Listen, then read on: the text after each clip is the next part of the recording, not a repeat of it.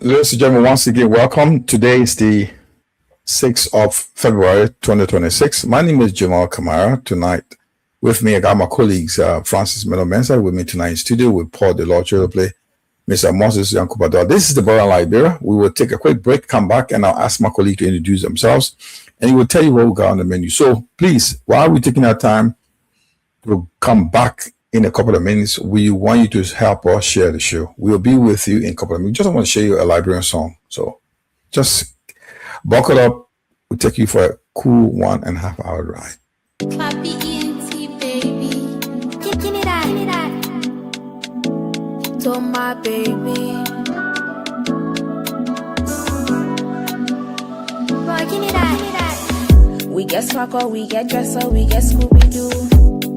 We get Casabonne like checking phone. We get Palopo, we get Slick when we get BBQ. If you say you grown up, I say I grown up too. Boy, anything like open while I flag and die inside. So Jebby there, you Jebby talking plenty. If you feel you're not in love, then you want photo copy. Boy, you and your grown up, man, it can make me scary.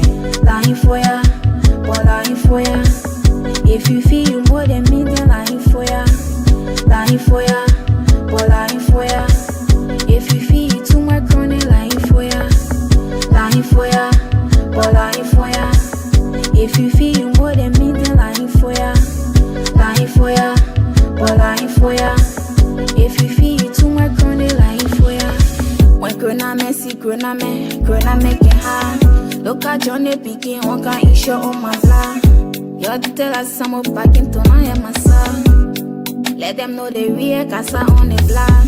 Because you came to go, you will see them all around you just to eat your suso. You see tell like Yamo play, you tell like Lulu. Even if your phone not on, they blowing fire for you. Kawana making you so lazy. I love live my life, and get no Oma and Pape. Boy, anything like open while I flag and die inside. So Jebby there, you Jebby talking plenty. If you feel you're not in love, then you want photo copy. Boy, you and your grown up, man, it can make me scary. Lying for ya, boy, lying for ya. If you feel you more than me, then lying for ya. Lying for ya, boy, lying for ya. If you feel you too much chronic, lying for ya. Lying for ya, boy, lying for ya. If you feel you more than me, then lying for ya. Lying for ya, boy, lying for ya. If you feel you too much chronic, lying for ya.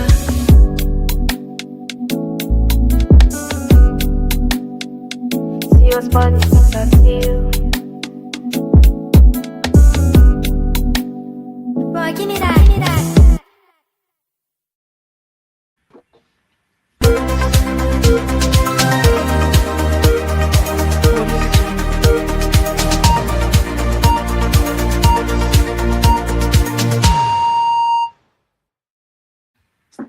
Once again, we want to welcome you to the Bottomline Liberia. Jamal Kamara is my name. I got my colleagues here tonight from all around Europe. But before that, I want to tell Francis here. Francis, explain to me that music. It's a typical Liberian colloquia. Dying for you want Imasusu. Probably people listening, they don't understand that. But can you explain to me in a typical way? How will I want to say if I'm listening to that music, I'm not from Liberia. Dying for you and you want Imasusu. I don't got paper, I don't got stuff. Just take 1 second and tell me why you think someone who does not understand music, how does it sound? Anyway, let's give credit to the young Liberian lady who making up a hairline in the music world, and we thank you. And many other Liberians also, the directors and promoters are doing well for our Liberian artists.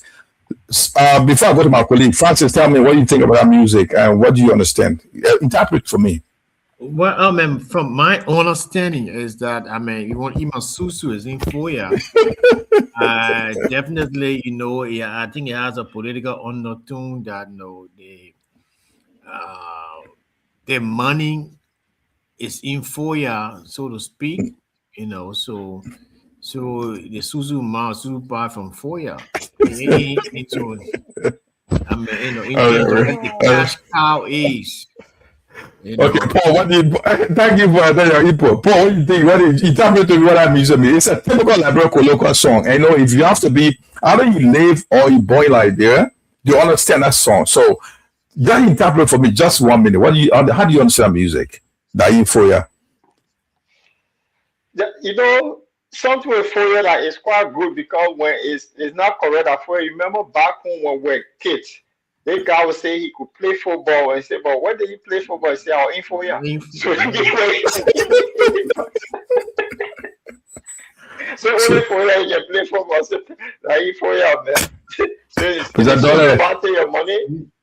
That point, you also one of those guys who been around longer than anyone on the platform right now. Tell us what's the interpretation of that song, colloquial Liberian song. That in for you, if you want Masusu, that in for you. You know, Fourier being in the vanguard of the Liberian society for a hell of a long time. More especially when we were young men, we used to say many things about Fourier, to be honest. Fourier being what is Fourier anyway? People who don't understand what is Fourier, guys. Fourier being a famous areas because they say to say but what is Fourier? It's a town. It's the town of where? Just tell me if I'm not from Liberia. Explain to me. Listen, I serve in Fourier as a. No, that's not what I'm asking. If I'm not Liberian, if I want to know what is Fourier, I tell you what is Fourier, and just want to know. Fourier is in the border of Liberia and Guinea and Sierra Leone. Okay, why the song is about being Fourier? That's what I want to know. Why is it also about Fourier?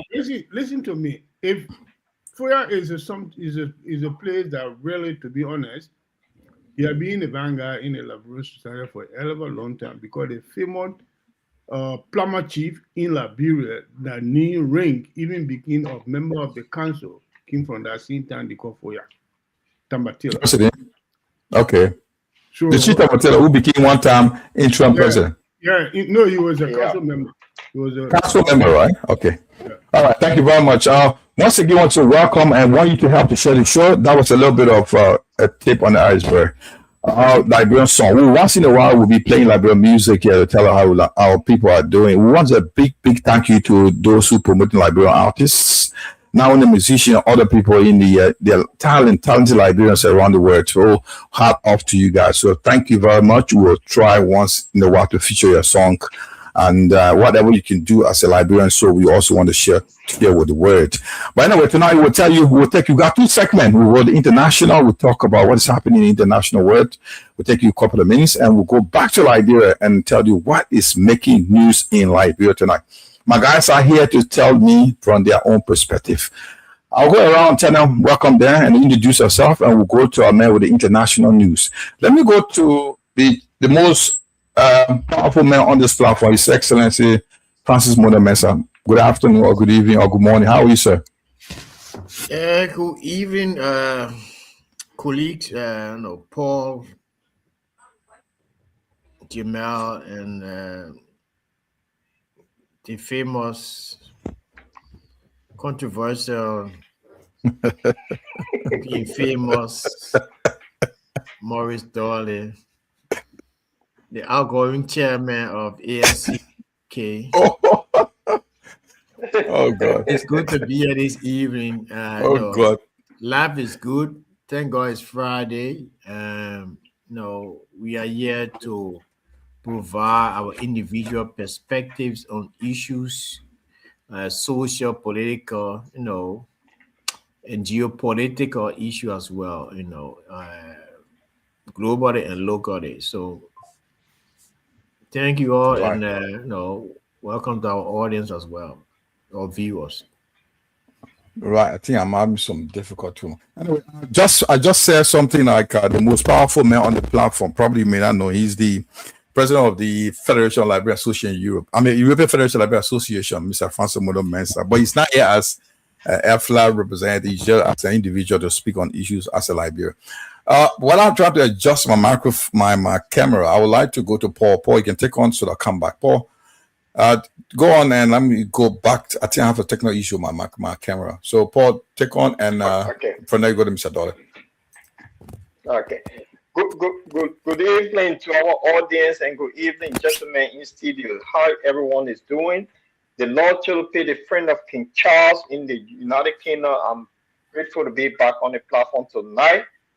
Today is Friday. I want to say happy weekend to everyone, and those that are following us want to say, well, welcome to the Bottomline discussion, and we'll be looking at a lot of things. So to go further, I want to say it's good to be among the living, and I'm happy to be in paradise because we don't know when we die whether here we're going, whether this is paradise or we're going to hell. So I classify earth as a paradise. So it's good to be among the good people in paradise. It's good to be among the living.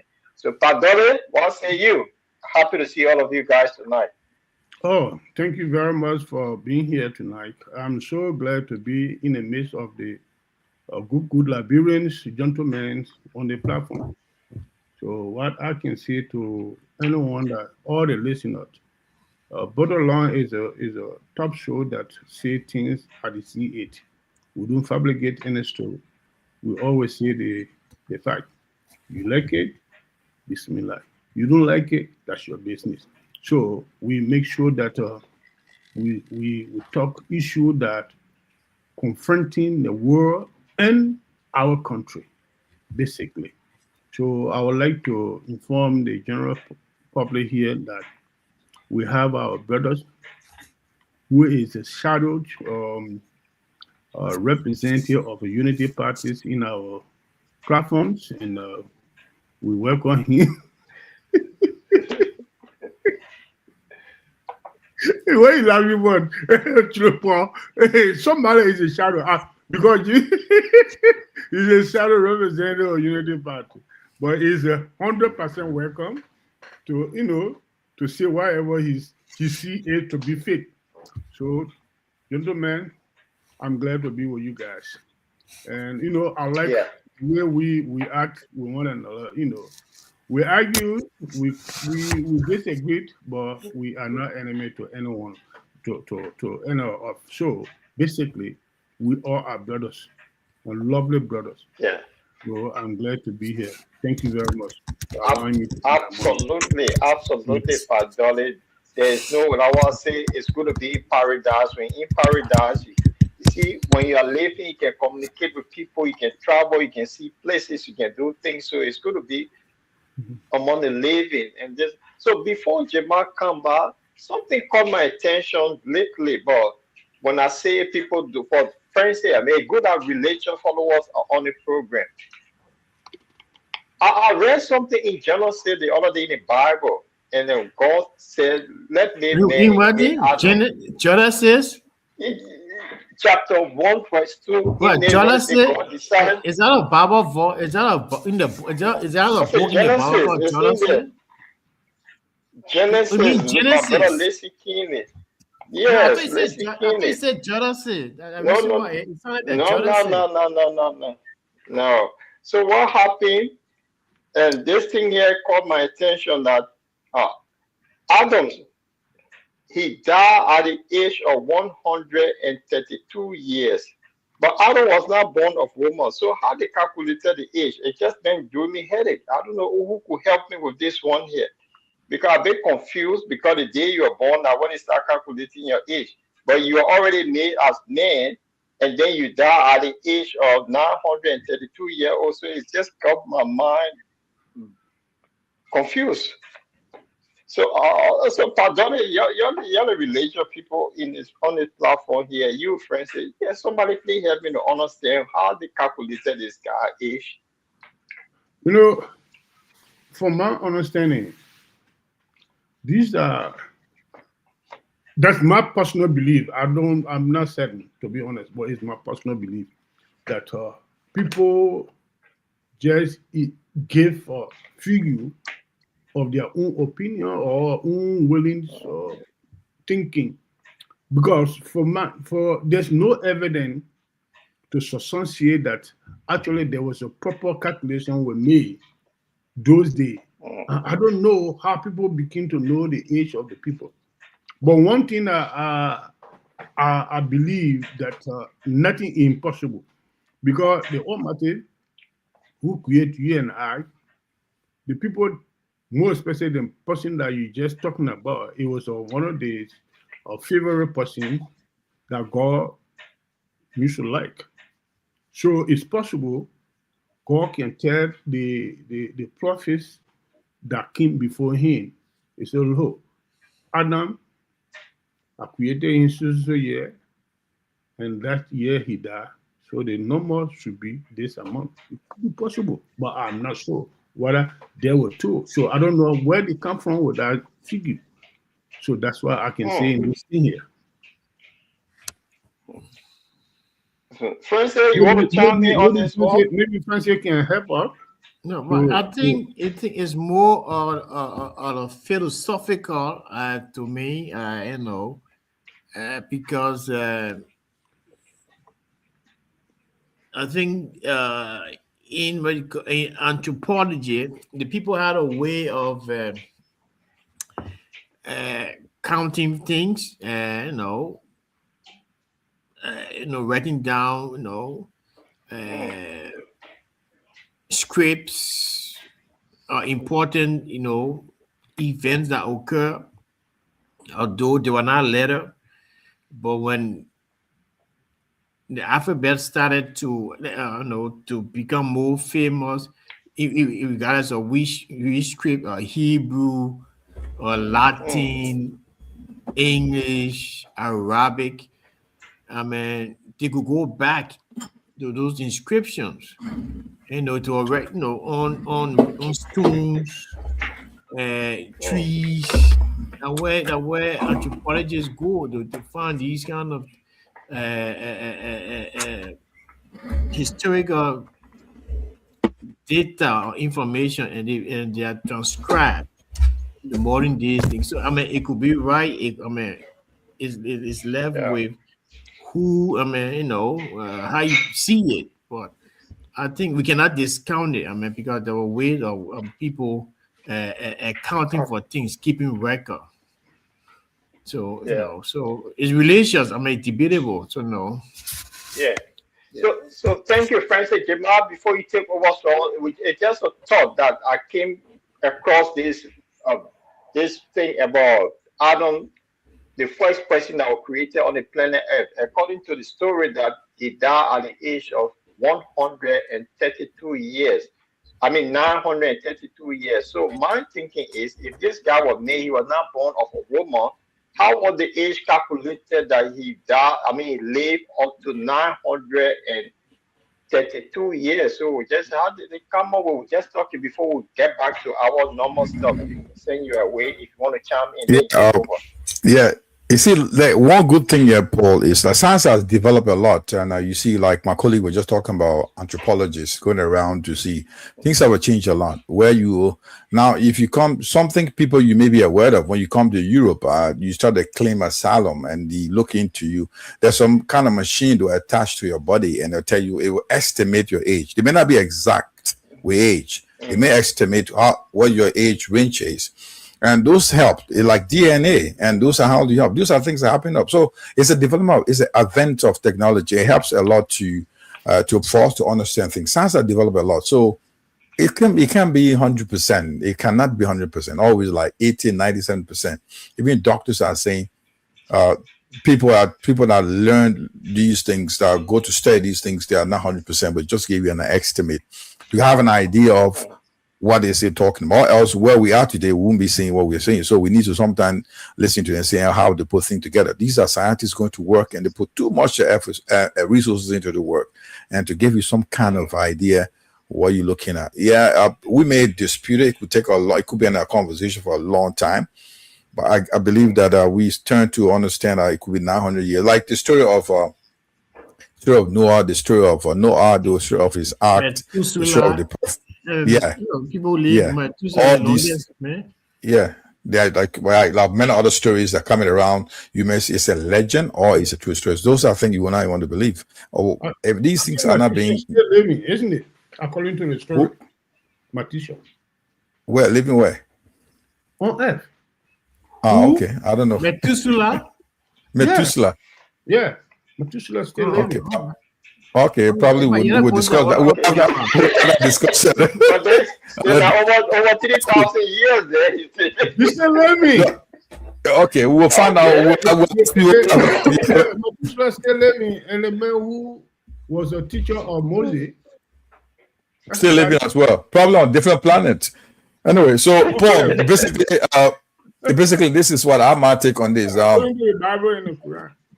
Yeah, okay. This is what happened, and the people science has developed, and to just add to what you're saying, like the pension age has gone up in Europe, more especially in Britain, going to be like 67, 68.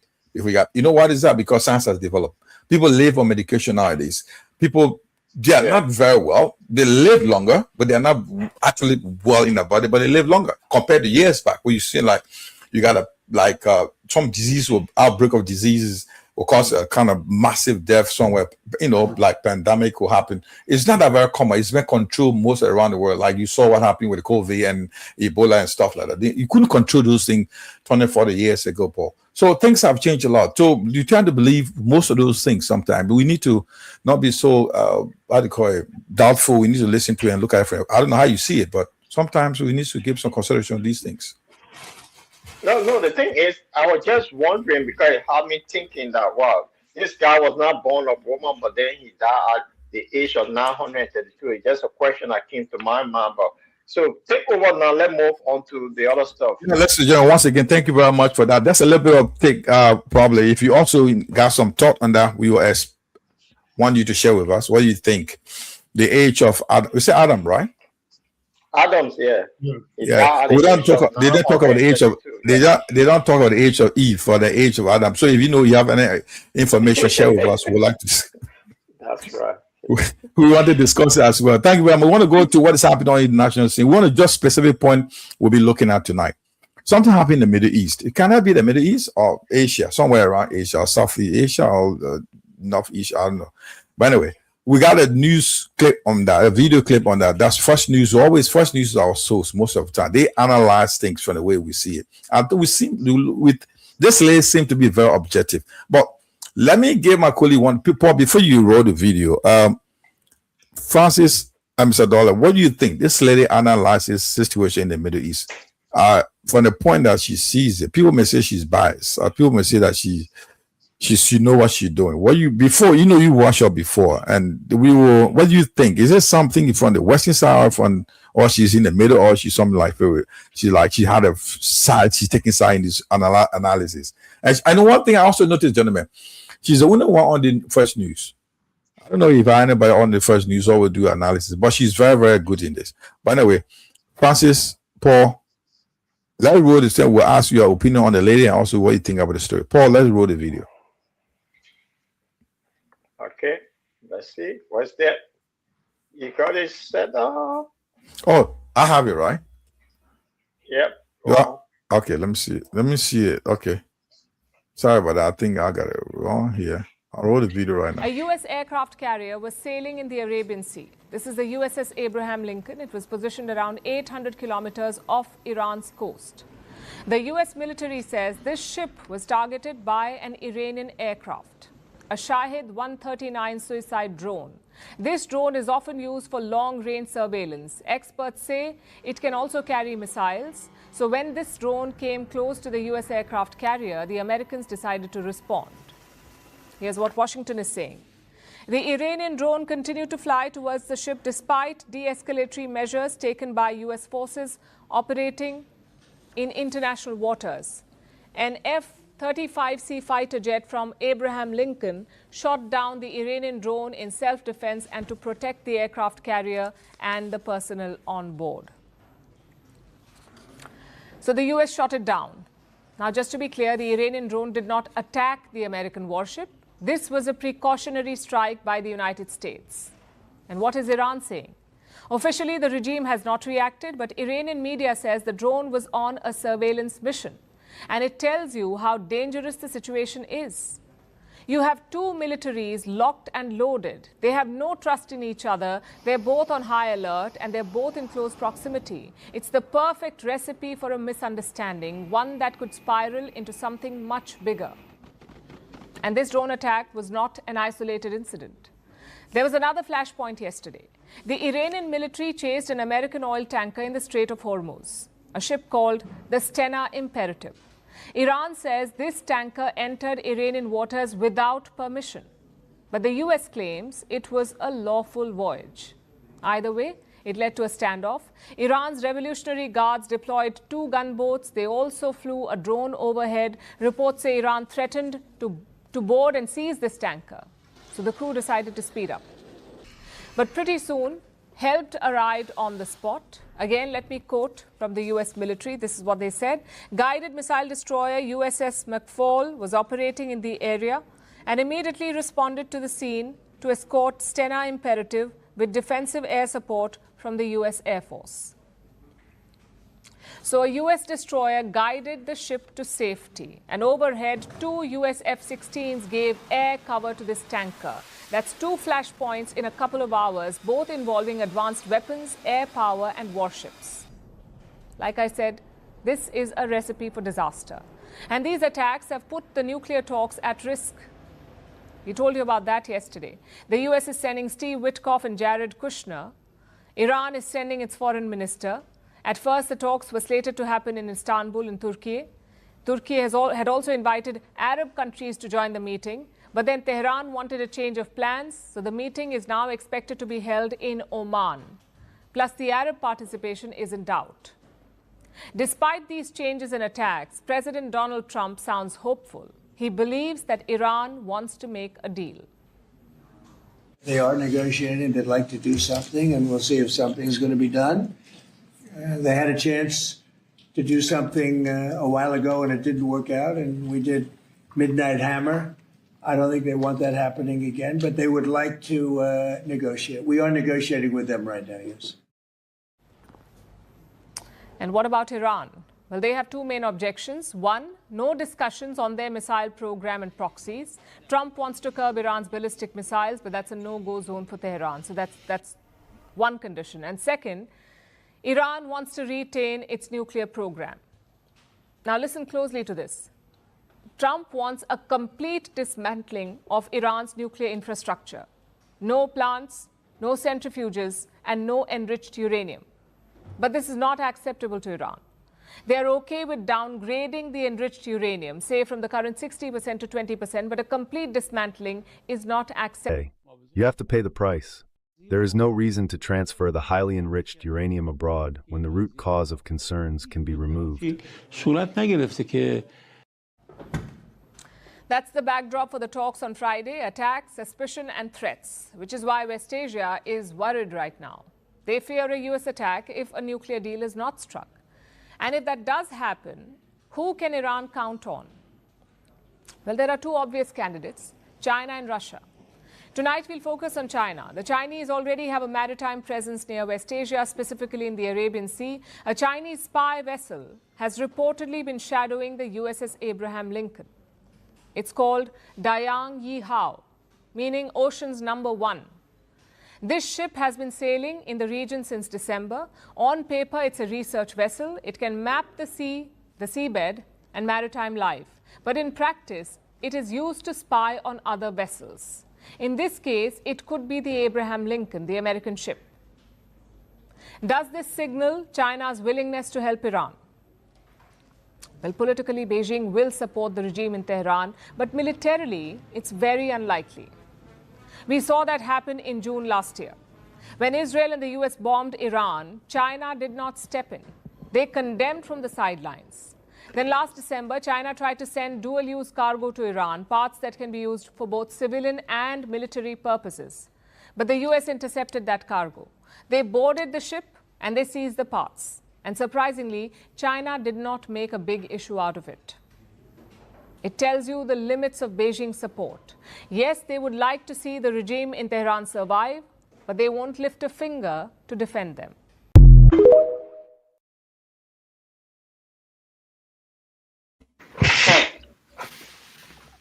You hear the last statement.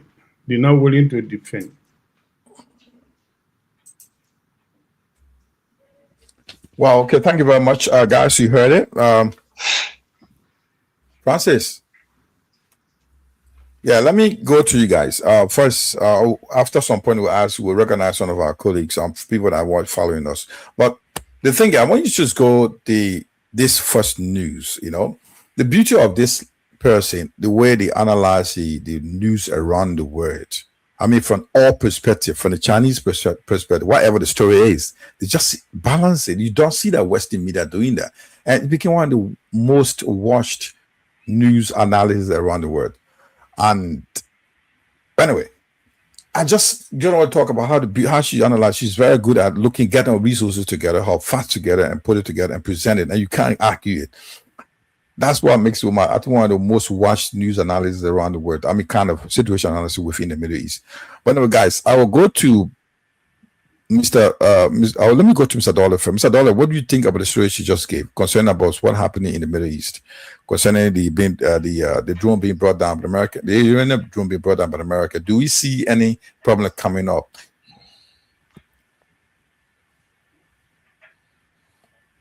You're muted, Mr. Dollar.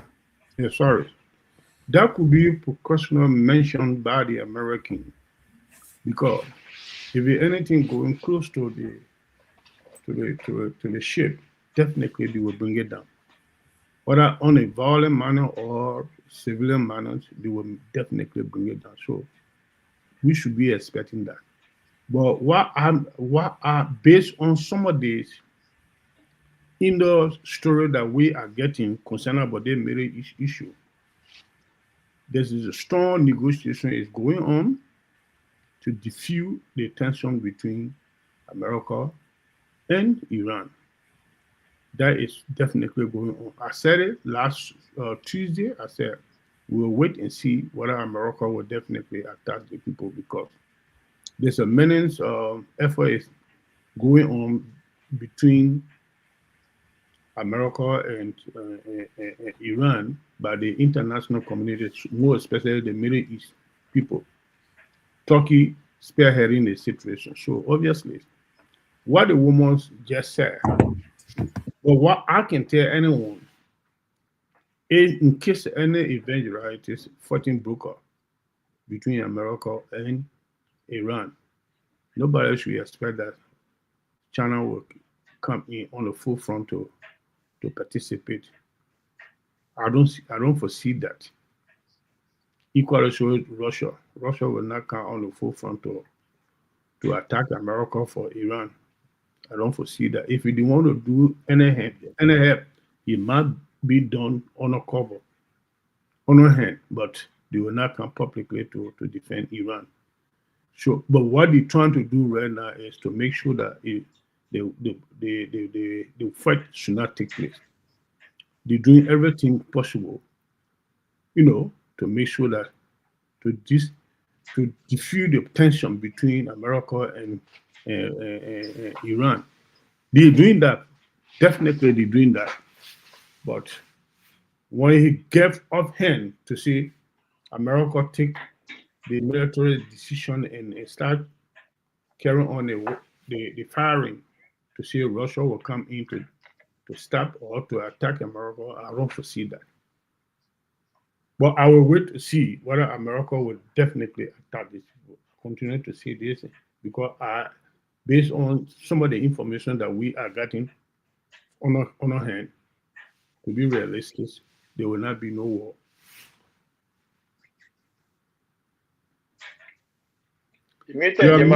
Yes, Francis.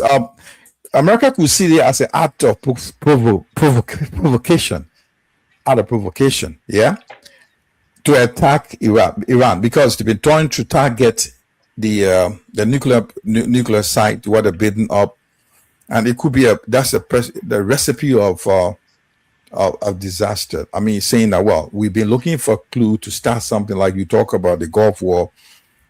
Out of all how do you call that, something like the Iraqis were building nuclear weapons. All this story we heard before, we knew that it was all lies. America will find these as a means of attacking Iran. Don't you think it's a chance America will just go tomorrow? Because what we're saying, China, Russia, all these things, they're not going to do anything if America attack Iran anyway. So can you think this guy will ask, he will let the nukes land on Iran? Look, the possibility or the probability of America attacking Iran is 9 point. Yes, it is 90% probability. Look, America is one of the greatest, if not the greatest military, superpower on earth, and Iran cannot withstand America's suppressive attacks.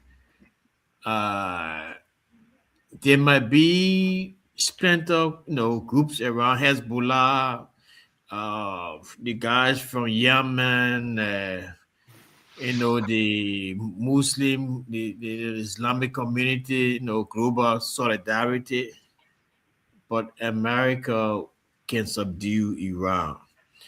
On the other hand, if Iran does,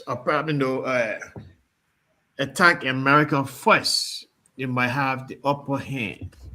But once you wait for America to attack and destroy your capabilities, you have nothing. So, Iran is standing its ground for now, because without the nuclear potential of Iran in that region, Israel will continue, and as it has done, will continue to subjugate the other Arab countries to submission. That's what Israel and America wants.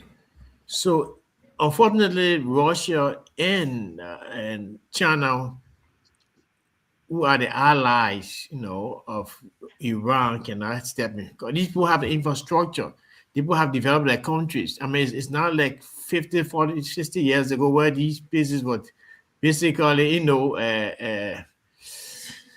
infrastructure did not develop, although human lives cost. I mean, it's most important than the infrastructure. But people have put themselves, up there, the economy have developed, the country have developed, and the people don't want to, risk, destroying the country and putting the people at risk, though. So all the political rhetoric, all the military might exhibition is just for the TV, and it's like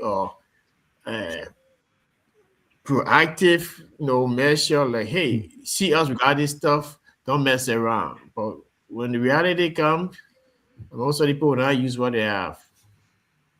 Thank you. Welcome, Linford. Let me go to Paul, then I'll go to Linford. Paul, you follow a lot of international story. You're one of the guy on our international desk. Paul, we know that Oman is one of the countries Iran believe in. Oman is an Arab country.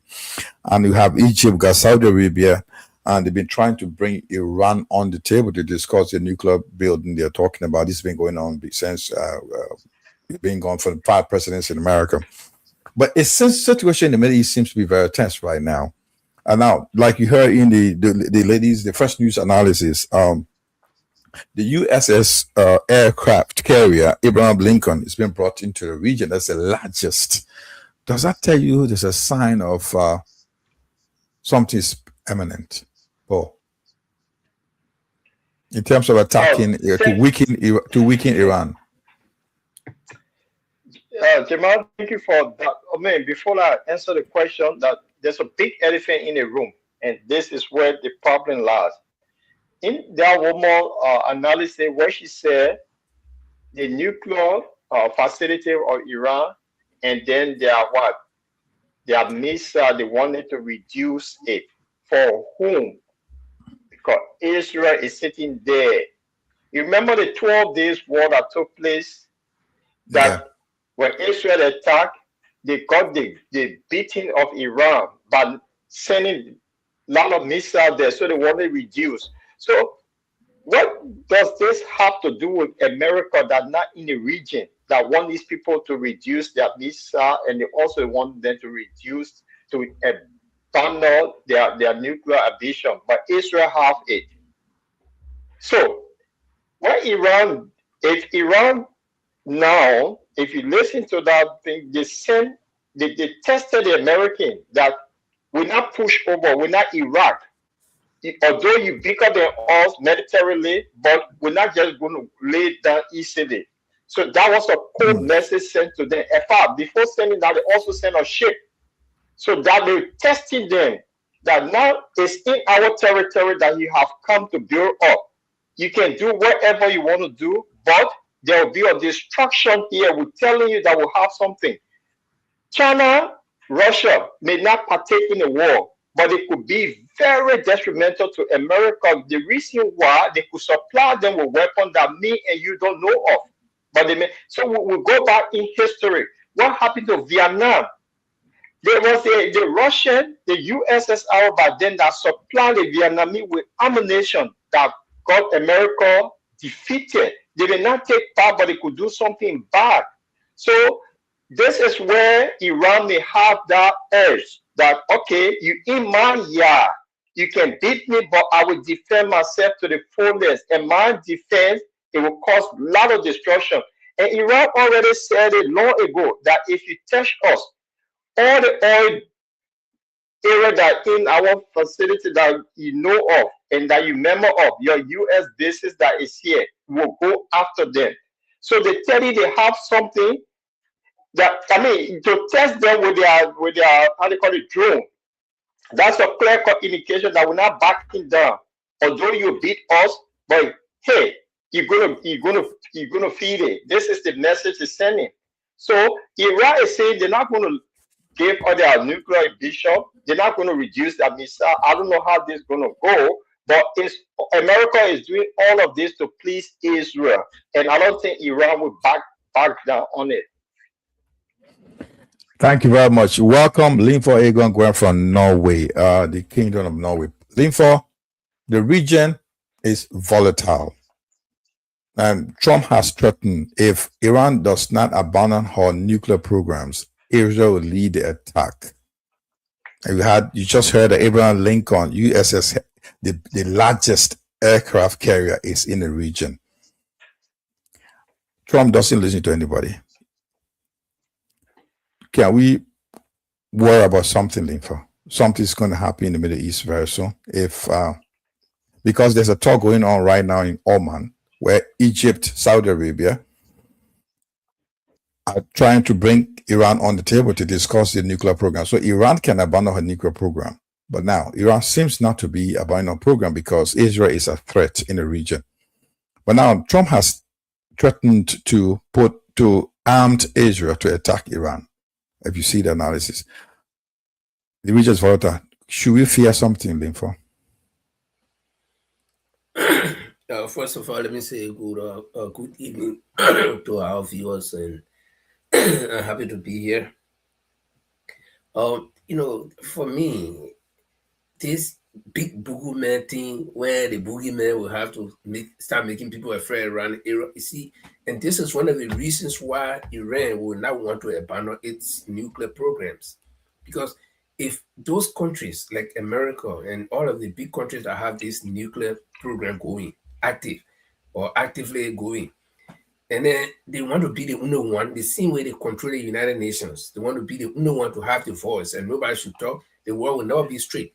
So all the other countries are saying no. If everybody will have the nuclear weapons, let them have it, or else then nobody else should have it. So why would America and France and Great Britain and all the countries have nuclear weapons, Russia, all of them, China, but only Iran, they've been focusing on, from the time of our kids, we've been hearing about they want Iran and nuclear program. They have sent the IAEA to go inspect their facilities. I think that's one of the only countries around the world where they have been sending the IAEA people to go inspect their nuclear facilities, if I'm not mistaken. Nobody has gone to see America, what America got in her arsenal. Nobody has gone to see what Great Britain got. But only Iran. Why Iran? So there must be something suspicious right here. And that's why Iran is saying, no, listen, why are they pointing at us? Why are they only picking us among all of the countries in the world that are developing nuclear program? There must be something. So if Israel is a God child of America, and Israel is always in conflict with Iran, and then America is heading a program to let Iran abandon her nuclear program. There must be some. It speaks to something. There is something happening. So Iran, if I were Iran, I would say no. It's better we die hard. They will be captured like rats in the hole. So if Iran would, if I were Iran, will continue to develop our program. If anybody attack us, we'll all use it, even though we know they will wipe us off, but at least we'll fight dying instead of dying not fighting. So if I were to make a recommendation to Iran, I would say no. And any other country for that matter in the world that wants to develop nuclear program, and the American government and all other countries want to arm twist them, to abandon that program, I will advise them not to do it because there is something wrong. You can have gun, then you can't fight me. I ain't even get needle. You can't fight me. No. What threat is Iran posing to anybody? Now, Iran had never taken any of her soldiers to any other country, but America got soldiers all around the world. Small thing happened. They took Abraham Lincoln or who? They carried the whole Abraham Lincoln to the Gulf. So this is what they want to do. They want to control the entire narrative for everything. They want to control the media. Okay. They want to control the happenings. They want to control the scene. They want to control the episode, everything. So if our other countries, all the other small countries, they will all go together, even African countries, let them go together and all develop, like all of Africa go together and develop one nuclear weapon somewhere, they keep it somewhere in any of the countries. Because this is too much, it's glaring. Even a blind man will see that. Okay? Why? Well, that's the question. So we smell something. I think your question you asked is whether there's something to be afraid of. Yes, there is something to be afraid of. But if anybody is afraid of anything, it should be the Iranian people. They should be afraid of something because they shouldn't just be the target for nuclear arm reduction. Or they should abandon the whole program when they have their enemy, their arch enemy right next door. What sense does that make? Thank you very much. Just 1 minute each. I want to ask you a question. There's a question that came around saying that Donald Trump may want to do this to divert attention from looking into the Jeffrey Epstein files that's breaking out now in Iran. Probably that could also taint his record character and also questioning the House of in the U.S. to get, because he said in one of the interviews that while there are many other things to focus on, healthcare and other things, Jeffrey Epstein file should not be the issue, but that should be the one of the damning report ever. The world billionaires, the most powerful people, into a kind of society that we just revealing to us. It's unraveling right now. Do you guys believe that this guy may attack Iran to divert attention? Just 1 minute each, guys. I'll start for Paul. Well, Jamal, that he has done it before. You remember Venezuela? It was also when the file was about to come out, he went for the president of Venezuela. So that would not be surprising at all. But then if that happened, this is not Iraq. This is Iran. They are stronger than Iraq that 32 countries went after. So this time around is one country against another one. Maybe Israel, America will be against Iran. And we're going to see something different here. So the casualty that would be involved, all of that Donald Trump should take it into consideration. It also could be his impeachment as well, because I think U.S. Congress have to approve a war.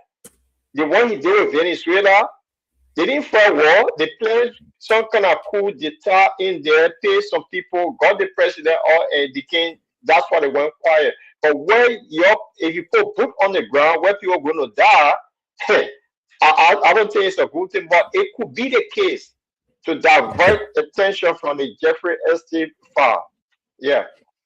Mr. Dolly, Donald Trump is mentioned more than 1,000 times in the report released. Millions so far the release recently about involving the Jeffrey Epstein. You know, the multi-billionaire that died in prison for child, sexual molestation, child abuse, all those most notorious crimes. You can hear that most powerful people can do. They are most powerful name in our files, and he's one of the persons on our list that need more than 1,000 times. That could, if it's go into deeper, if people go deeper into that file, the guy could be impeached. I mean, physically, really impeached. So, do you believe that? 1 minute. He said he wanted to divert attention. That people should not look into that. So, attack Iran. Mr. Dolly, you're muted. Sorry. 1 minute, please. Yeah, that could be one of the strategies that he employing. But another story came out today that's very, very serious on him. That he came up, he put a story out, described former American President Barack Obama and his wife as a monkey. He was on his Facebook page, and that was captured. And the Democrat and Republican are asking him to apologize. And they asked him to take it down immediately, and that has been done. And they asking him to apologize immediately. And there's a heavy split right now in American politics based on that. So that is okay. Hanging on him right now.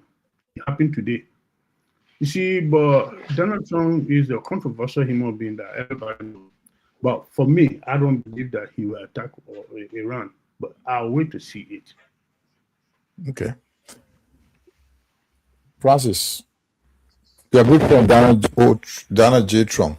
Look, guys, honestly, you guys can call it diversionary tactics or whatever it is. There are greater things going around the world. The people of Sudan, they are dying, they are starving. Israel continue to massacre in pursuit and annihilation of the people of Palestine. There are a lot of grave issues around the world and the Epstein file. For me, I mean, I don't support pedophile. I don't support anything that has to do with children or minors and sexually exploiting them. But the Epstein file for me is complete BS. We're happy the other people got a life to live, and let us focus on what is really happening now.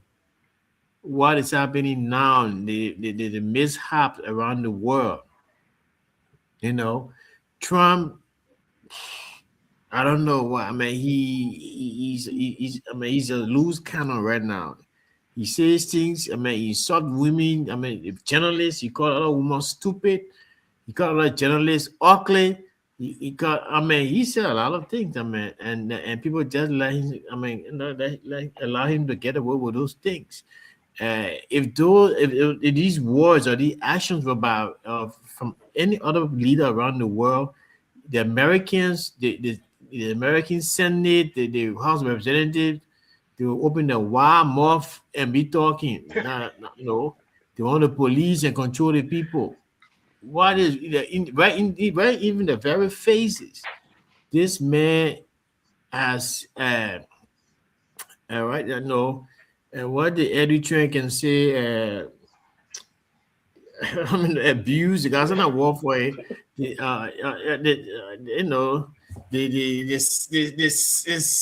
secrecy of the American presidency. They may have to abuse it to the letter. I mean, what do they want? Well, what more damage? So I would have not to call up a lot of the time. There are greater things going on in the world that clean that need our attention. America and Iran. America wants to go fight Iran. Let us stop the killing of the innocent Palestinians. Let Americans and the people start supporting the people in Congo, killing them. We want that back. I mean, look. I mean, that's it, man. The people in Sudan, the people are starving there. Right. In the world, they're looking at America, and I know why. And you're looking at Ukraine. So yeah, good. It, man. Yeah, thank you. Lynn, for your 1 minute, tell me we still think like diversion of attention, or because like when Mr. Dollar Job brought another one into the picture right now, we all be following the story that he said a lot of terrible things, and people, he's not being reprimanded for it, and he's just done another one today. Just I know it could be another tactics to divert attention as well. So, but do you believe that those are like Trump things? Trump is known for doing these things because he's a person of celebrity. So, do you believe that he will attack Iran to just divert attention to that? So people will now be focusing on him. Trump by nature, he's erratic. So, there is nothing about diversionary tactics here. The guy goes to sleep. That's a hard statement, man. Come on.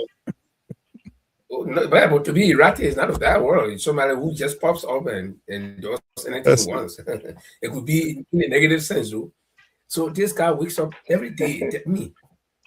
From the time Trump was private citizen before his first term and even up to now, this guy has always been some human being who will do something every day.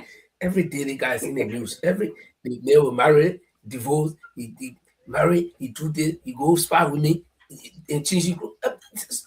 One guy, one point he can rent property to black people. I mean, he wants to be a comedian. He wants to be an actor. He wants to be something. Every day, something is about this guy. Thank you.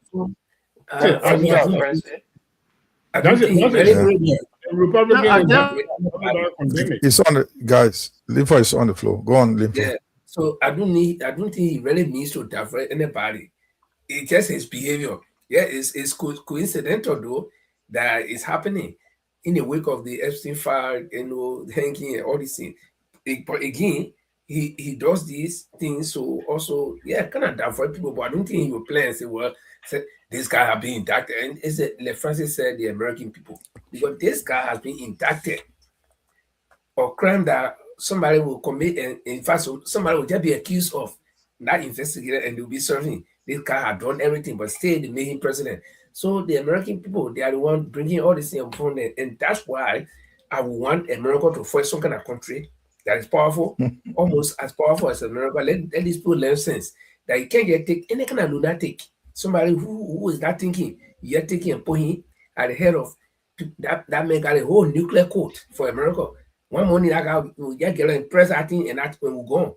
See? So I think the Congress should really do something. And what are they waiting for? These are people going around the world to correct ills, according to them, to remove all government for doing bad. But then your own president doing the same, you're sitting there looking at him. So, I can tell anybody for a fact that if America was, the countries in West Africa, long time, did not do coup. Long time. Well, I don't know why the American people, they didn't want to do coup. It's simple for them to do coup. What the American general can get and fly the plane, all the well and simple man, get outside you out. Simple thing. I don't know what they're wasting time for. I'm a bit harsh tonight, but I mean, sometimes when you get pushed to the wall, you come out. I'm just exhaling, don't hold me responsible. Facebook, don't hold me responsible for anything I'm saying here. I'm just being a disclaimer. I'm just thinking out. Like, yes, nobody will knock you. Don't worry, you're fine. They will not block you. Yeah, I'm fine. I mean, we from America, oh, looking like the American colony in Africa, so they told us to be like right, free speech. So, he's saying the soft style now. He turned to buy way around there. Anyway, thank you very much, guys. But legal mind, they just come out of a key for free speech. Anyway, I've been someone for free speaking. You know that. Okay. We'll get to it at the end. Thank you very much. We want to take a quick break. That's a quite interesting story. So I want you to take a quick break. We'll come back. Listen, what's happening in Liberia right now? Something is happening. There's a proper minister of breaking news about corruption in the government, about in the court system, and also the demolition going on, breaking down properties around Monrovia. It's too much. We want to see how you look at it. We will come back and discuss this from our own perspective. Probably you've heard it. You want to see you got your own side of the story, but we are our own side as well. So we want you to stick with us. Share the show. We'll come back and tell you, is it a rescue government? It's a persecution government, or is government sponsor corruption in the probate courts? Well, we will see. See, JWFO will take a quick break. Come back. My name is Jamal Kamara from Manchester. I know I got Lord Top Portugal from London. Maurice Doyle Dickley with me from Manchester, and I got the president himself, Francis Mwensa, also here from Sweden. Leroy Gangwe is also here. These are the guys on plan for tonight. We'll be with you in a couple of minutes. Just stay with us. You're watching the review of Liberian newspapers' headlines that made news during the week on the Bottomline Liberia. Please join us every Tuesday and Friday at 7 p.m. Liberian time, 8 p.m. UK time, 9 Central European time. Yeah, once again, thank you very much for joining us. We want to go and review our daily newspaper for Liberia. What's happening in Liberia? You know, there are a lot of things happening in Liberia. We pick up the most important story. Probably it may not be important to you. We think we can discuss that affect lives in our country as well. Human interest story, political, anything that is interesting in our country, we discuss it. We talk international, we also go home, where is Liberia. We are in the diaspora. You know, one good thing, we are sitting here, we can say anything, nobody can shut us down. Nobody can stop us. Nobody can worry about us because we are far off from where they are. The only people can tell the truth. Probably you think like we're saying rubbish, but trust me, we will tell them what they want to hear. But in Liberia, they go after it. Next door, someone will be knocking your door. I don't think someone will fly from all the way come to Manchester. You don't know where I live because I've been cloned 3 times. I think it's Paul as well, so you can't see me. Anyway, guys, I want to welcome Paul. What do you got tonight for Liberia? Well, the thing is, we're going to look at the demolition that is taking place, and equally so, the president spoke. And usually when the president speaks, it carries volume. So, and that's what we want to start with. What's happening with our people? And the president had an answer to the question of what happened to our people. So I think if you get that video, roll it, then we can take it from there. But a lot of things and demolition is all over Monserrado County. And finally, the president spoke yesterday. And this is where we want to start a conversation. Okay. Let's see what we got. Are you going to reconsider the appeal? They are appealing to the government now to reconsider them, because reconsider who?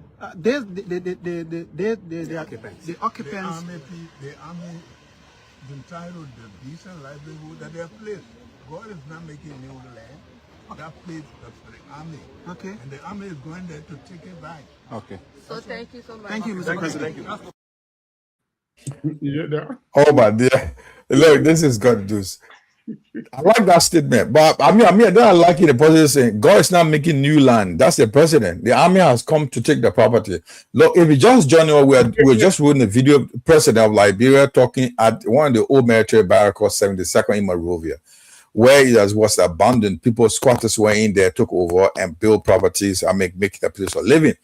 So the army, the military moved in and took over the property, and there was a lot of crowd out there for the government of Liberia to step in to secure so they can get a property.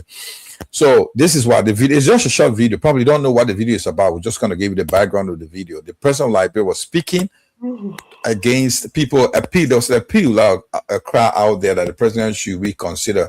People move into that building, into the place, the old military barracks, to make their dwelling places. They've been living there for some years, and the military moved in to take it back. So I got my colleagues here to discuss. It says something. They are squatters. They move in. It was a tell me, probably you gave Paul or Mr. Dollar Linford. You know the background of this story. In the first place, would the military move out of 72nd? They used to call 72nd as a military barrack in Monrovia. That's the capital of Liberia. They move out. Why the government is letting them to go back? What's the story from Ellen? I think from Ellen time, it was. Somebody tell me the background. What's the story here? Paul or Mr. Dollar Linford.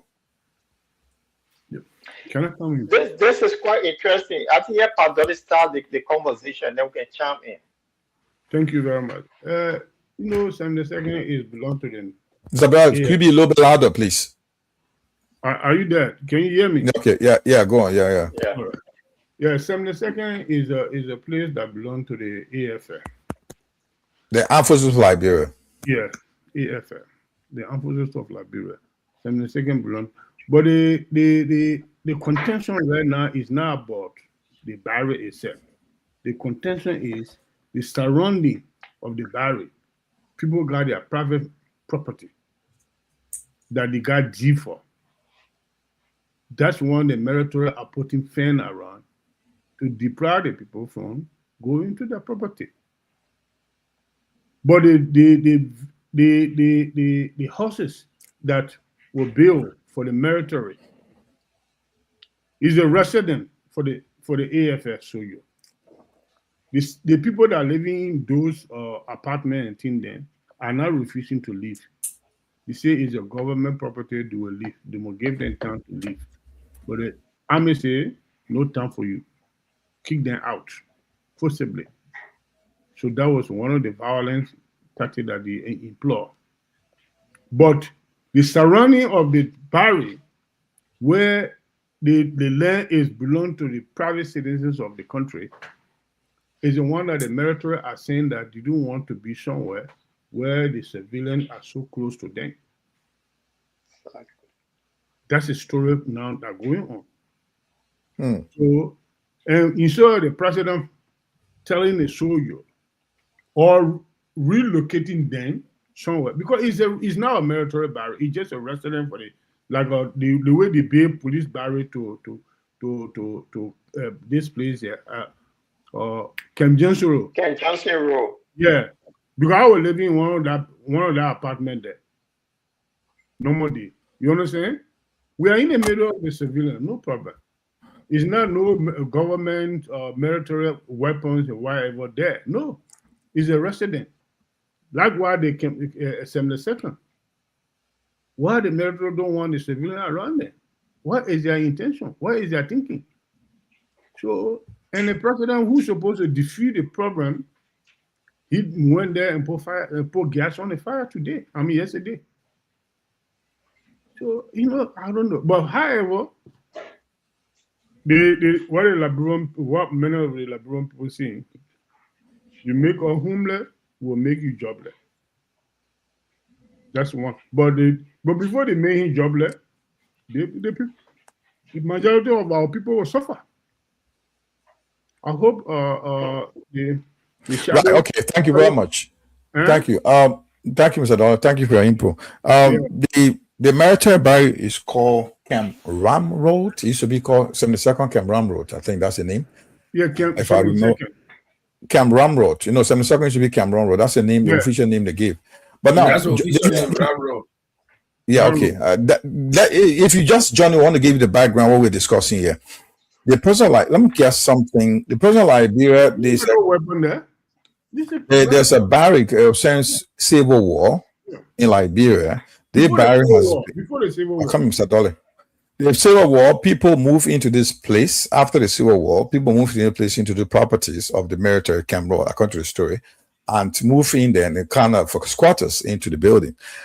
They were giving up to the 19th of January to move out. That's the story we heard. And the people did not move or said they want more time. And the Ministry of Defense is saying that they want their property back to move their soldiers in. Now, the question is, Mr. Dollar just told us, people got property around this. Is those areas you're talking about, were they giving, who gave the deeds? Are that personal property? Were there before, or they just built within the area of the military camps? Because if what you're talking about, if you have the property, they got a deed for it, why would they break why do they move you out of those properties? Jamal, there's another video there with a lady in a blue t-shirt. Can you play it? Because she also says something. We not doing nothing. We need that. Let people catch the water. We not here. We go on the side. Look at the blower. Just a pack of we don't want to in the chair. I'll pop on you. I'll fight you empire. I want to read. I want to stop in the water. I cannot feel up there. The water stop me out. I want to ATS. I'm wait there for you. What you want me to do? I cannot chill to take care of. I'm not in the street. I'm where in the community. I'm standing. Tell your people that they leave us. Without me, they leave us. They hurry us. They kill us. They kill us. I'll protect for you. I'll protect for you. Just a back up for you. My friends said they laugh at me. They laugh at me. Now as I'm speaking, they're talking. They say they are coming here. They are coming to us. What will do? What will do to you?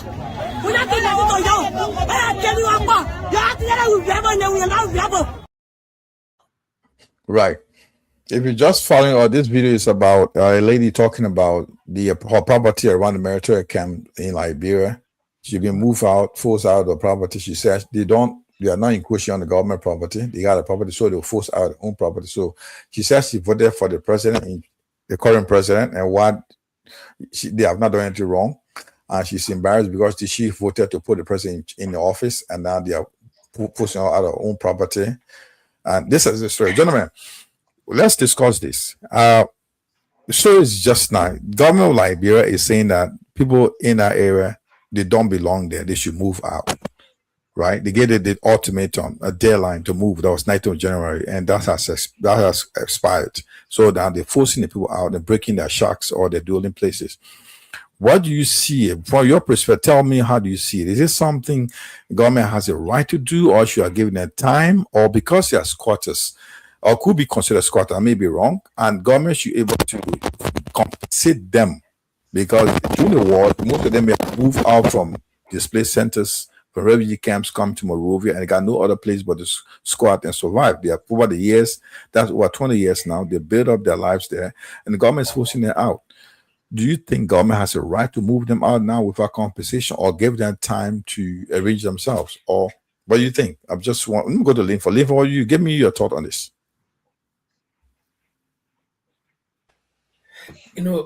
As I'm sitting, I'm trying to ponder what is the motive behind the evasion around the 72nd area.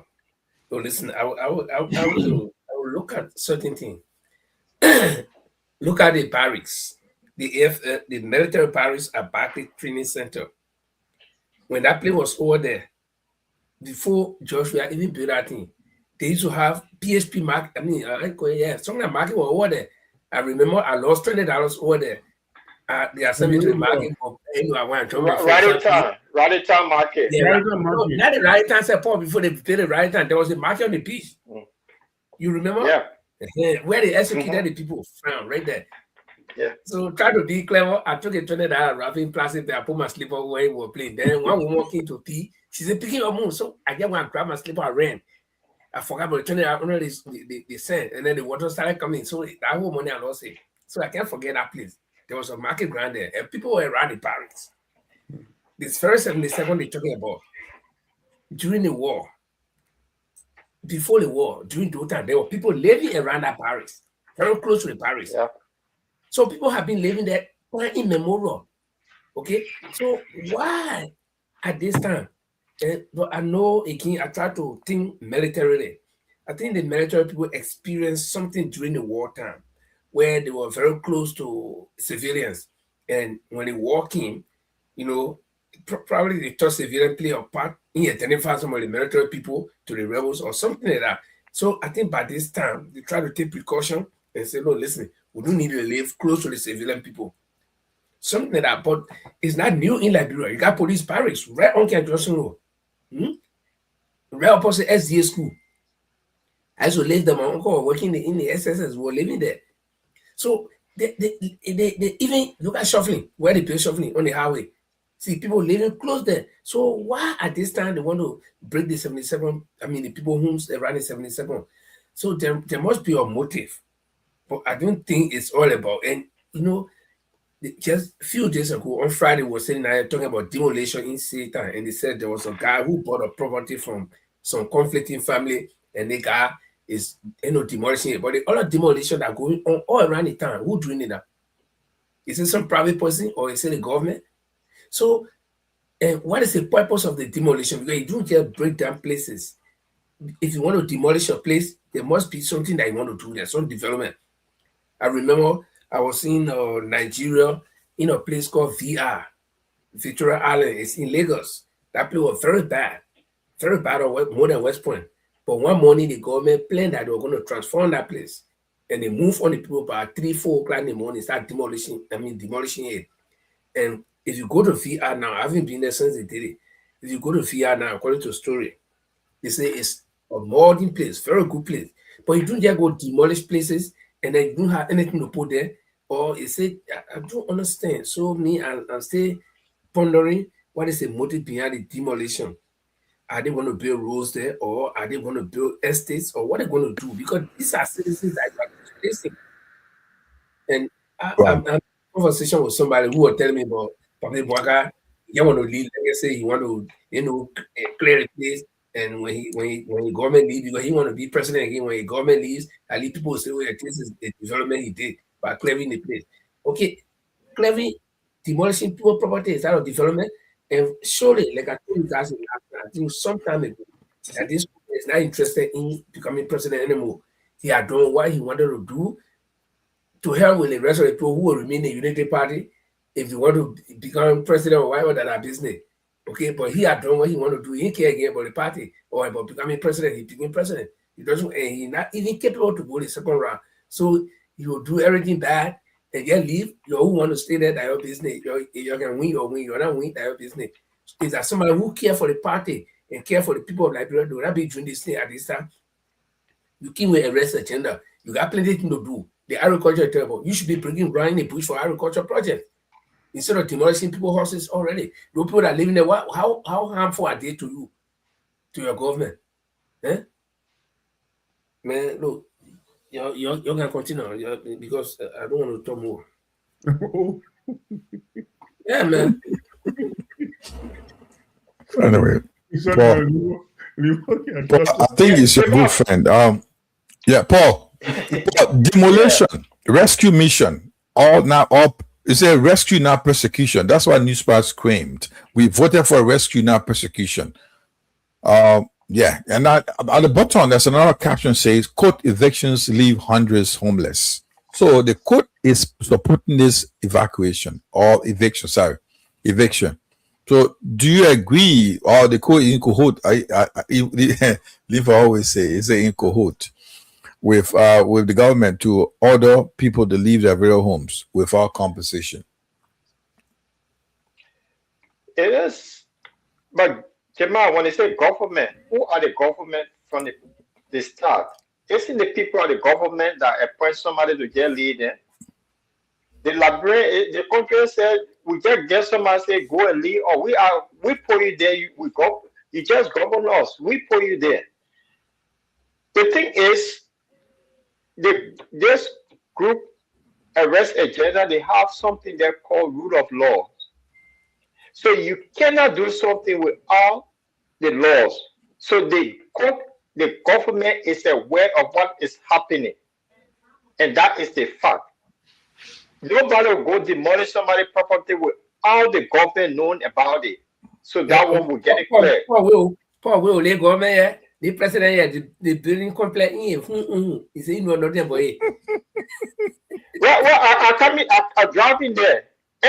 Because in the arrest agenda, they call it one of the things. One of the hour is rule of law. So this very government, I just want to take it back. It's a lying government. The president deliberately lied to us. The information minister lied to us. They all lied. So when they started the demolition, they'll go back to Satan. The information minister came and said, we don't know, the government have no clue of this, what happened. But there were police officers that served under the government, that the government paid. So if the government had no idea what police people were doing there. So that is the first place. So everything that is happening, the government is totally aware of what is happening. Now, Jamal, is persecution for the people. That's how I see it. Because the government is responsible to care for their citizens, the well-being of their citizens. Now, a group of politicians came together in the 80s that didn't let the military government. They came with something that led up to civil war. People ran from all parts of the country, and they found what they call safe shelter. So the military barrel was one of those places that they found. And what happened? Right after the war, that military was dissolved. It was a new military that they came up with. If we can remember all of this war, it was dissolved. So those places were empty places that people saw and took refuge. So now, if you want to get that out, it's a government responsibility for its citizens. You cannot have thousands of citizens that don't have homes. You cannot have thousands of citizens that have already built their own businesses over there. And because you decide you brought civil war all politicians brought war. We all took part in the war, whether you fought or you didn't fight, but everybody, for somehow, family got killed. So we all pay the price of this stupid civil war that brought upon us. But now, it's not two person or three person or one person fighting over land, but there are thousands of people that resident in that area. It's a new urban city that they built within Monrovia, and you're gonna get rid of them for Christ's sake. I gave you some story. Maybe you may. When I was, I think, 10 years old, around 10 years old or 7 years old, Jonathan, where we used to live, is called the University Bypass. What happened in 1970? Now, when OU were coming at that time, the people that were living in Jonathan, the government approached them and gave them money to move up because they were bringing development in that place. They were going to build a new road. They didn't just start by one money and started bulldozing people's houses. They gave them money. They gave them time for them to move. That's what a sensible government will do to their citizens. They should have given these people time for them to find property in Monrovia. It's hard because if you want to get a house for rent, Monrovia, the rent of place in Monrovia is too expensive. So the government should have built this tower block, estate, 4-story, 3-story apartment, move those people, and then bring the military back. But you are not able to cater for your own people. But over there, you tell them to become homeless. And if you live in the semicircle area, it's one of the most dangerous places in Monrovia. They get some bad ghettos over there that where the Zoko can do harm to people. That you took the people out. Where are they going to sleep? Schools.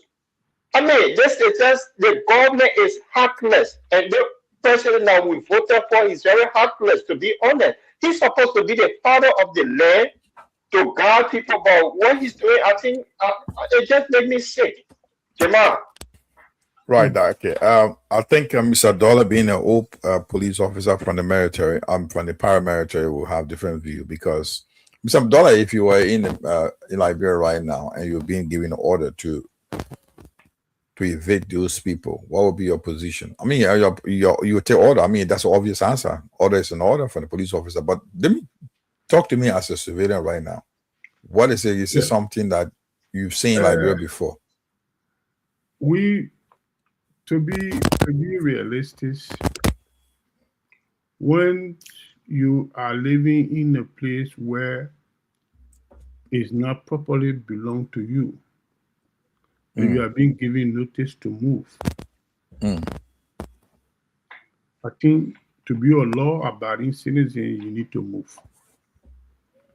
Okay. But in the kind of situation, a civilized, responsible government, knowing the situation people are in today, and trying to move them from a place, I think it is a responsibility of a sitting administration to find or alternative areas for those people, even though where they're living is not for them.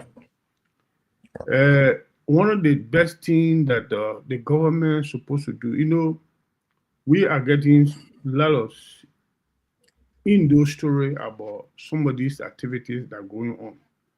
The Unity Party trying to discourage people that are living in this kind of sloppy areas and things there, that they feel that they are now having the proper documentation for these places if some had either other way or properties belong to the government or whatever, and they were not there before the war. They want some of them to go back to their rural county. But how do you expect people to send the people back to their rural counties and rural area without giving them settlement form? They can't just go back to their rural counties like that. One similar thing that happened in Jerry Rawlings administration, I will give you a short story about that. City was crowded, with a lot of people from in the interiors coming in the city Accra. Joe really wanted to remove people that don't have nothing to do with the cities and they will flourish all everywhere. What did they? They called they declare something they call vacancies. They go and catch people and ask them where you from. When you tell them your area, what are you doing here? If you are not doing anything legitimate, then they will say, okay, we'll give you whatever you know, we'll give you a place back to where you're coming from. We'll go and fix a place for you. They did it to people. But the Liberian government is not even doing anything like that to resettle the people in their rural county. And the areas today they were having another demolition. They say the alleyway. You know where was that? They say Songana town in Monrovia, around Monrovia. It's Roto Town. It's Roto Town. Thank you. Yeah. Roto Town, they were demolishing the contentions of the government is they say is the alleyway. They're trying to make a road. The people on the road. So if you're moving from the people on the road, these are the people, vulnerable people. What do? Relocate them, give them package for settlement. But you don't remove them from it and put them on the street like an animal. It's not fair. But what I can say here, there's a real opportunity for the opposition to come up with strong statement against the government and tell the government what the government is doing is not right, and this government need to take the full responsibility. We have useless, I can't just say useless because that language is not good. We have people in our house of law. These are the place where they are there for to seek the welfare of the citizen, and they say the law is the law. That's a statement they're making. Discouraging our people. That motivated the president yesterday to stand up and say, God not making no new land or new place for so, anybody. Jamal, before we move on to the next one, let me ask something quickly. If you are the father of plenty children in a house, and then they fighting over one bedroom, the plenty children, and everybody taking that space, you can't decide to say, I'm going to kick all of you out of the room. And then people come to you and people ask about it's your own children. Why you can't just say, well, I don't get money anymore to build, to find a room. So y'all go and get pay yourself your friend, because that's what the papi said yesterday. Same God who created earth. He not creating, he added additional land to earth, so you're on your own as citizen of the land. That is pure mockery. Yeah. Yeah. You see? Yeah. Thank you, Paul. God. So, but the guys, president CA that the lawmaker them are strong and listen, Mr. Dollar, forgot about lawmakers. You just made a point right now. Where are the oppositions? It is something happened. We needed to stand up and say something. If the right thing, let's agree that people encroach on government property. Consider, granted. We know we had a situation of a civil war in the country. And this civil war lasted for years. People move locations, they move the areas. Now, and it's settled in our government property, right? It happened around LPRC area and many other areas in Monrovia where people moved in after the war. People moved in from display areas around the country. And neighboring countries, they came into Liberia. Most of them moved to Monrovia because it was the only livable place at the time. And I think I remember one or two places around Ghana's area, government compensated some people with land because they want to relocate them. They relocated them. It didn't happen in some area. But now, this is not, we had a situation from the Civil War, to the government, to a normal government, to a normalcy. So during that period, we know if you look at history, it's like these people moved to those areas right after the Civil War or during the period of the Civil War. So what do you do with your citizens? You add, if you cannot give them compensation, financial compensation, you relocate them. You give them time to relocate. I mean, people may say that you are encouraging government to pay people for incursion of illegal properties, but you need to help your people. It happened around here in Europe. People move to unfinished building down unused buildings in Europe, and government, before you move them, you got to bring a court order to move them, and before you move them, they need to be compensated. You know their background. Most of them don't have place to stay for many other reasons. Some of these people cannot even live on their own. They need government support. So, and the opposition said they're telling us, I mean, everybody spoke about the SONA right now. Now, this is concerned about, we talk about the government lied to us. The SONA was misinformation. Now, this is the people that voted. What are we saying? Where are the opposition leaders to speak for these people? If the people were like, this is what we're looking for, gentlemen. We keep saying to the people like, oh yeah, SONA, right after SONA's speech, you got every opposition political parties has something to talk about the SONA. Now, the people themselves have been affected right now. What do you do for them? If you cannot provide any help for them, you need to be on the government back to let them know that if it was justice done, something must be done to help them out. Forget about legislation, Mr. Dollar. Mr. Legislation, they are part of the government. They may order it. The court give orders. The opposition, the opposition member of the legislature are plenty more than the government. No, I'm saying that person will speak loud right now for people to listen to. This is my point. We need to speak for the people. The people are crying out there. I don't know if I can come in. Go on, Linfa. Go on. Yeah. You see, sometimes small thing we jump to call on opposition to intervene. It's just like Africans, especially Liberians, we look for our own trouble. When something happens, say, hey, international community come for us. We draw war, then we say, hey, we call it international community. In the country, when we do bad voting, we elect bad leaders, we say, hey, international community, you come for us. The same thing we call your opposition leaders. No, let me tell you, no opposition leader went and voted for this government. They were voting for themselves.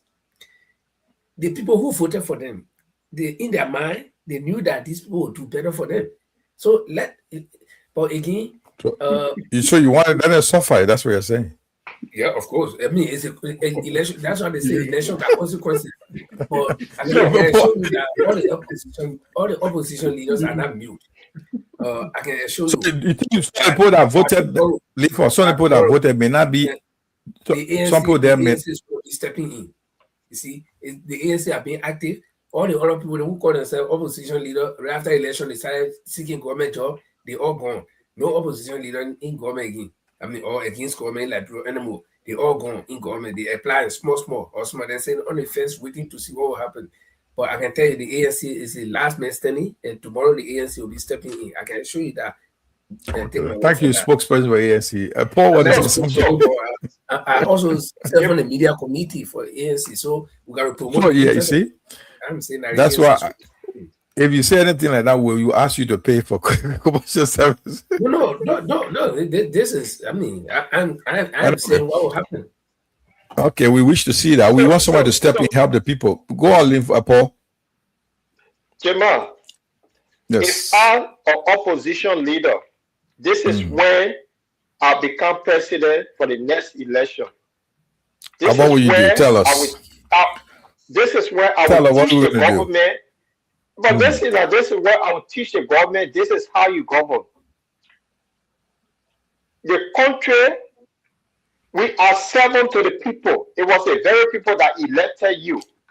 In terms of crisis, this is where you step in as a government to rescue your people. This group came up with a solution, say rescue. It's in the time now that they need to rescue their own people that brought them into power. This is what I would do. On a mass stewardship, this nonsense will not happen anymore. I will build low-income houses for people. Every year, I'll build 500 or 5,000 homes for people because they have shown us that there's no job. So if there's no job, how you expect your citizen to live.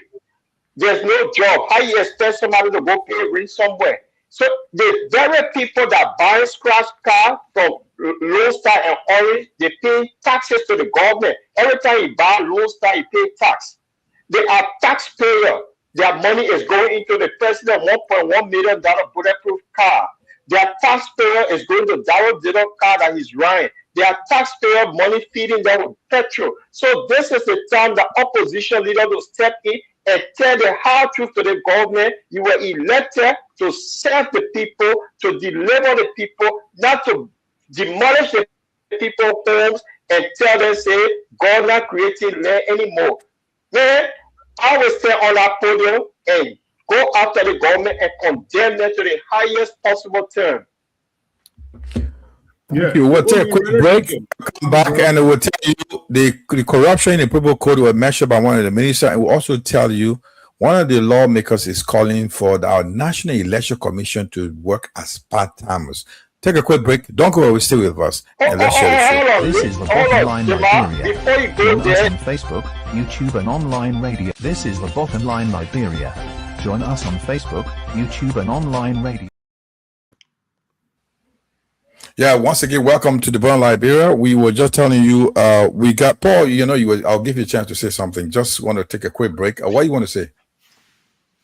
Before you go to the lawmaker calling, I think we should play the Mo Ali thought on the link. Yeah, that's what I'm saying about the. Okay. No, come here. That will be the last bit. I just talk about the probate code corruption, and that will do that. That will be the last bit. Let's talk about the.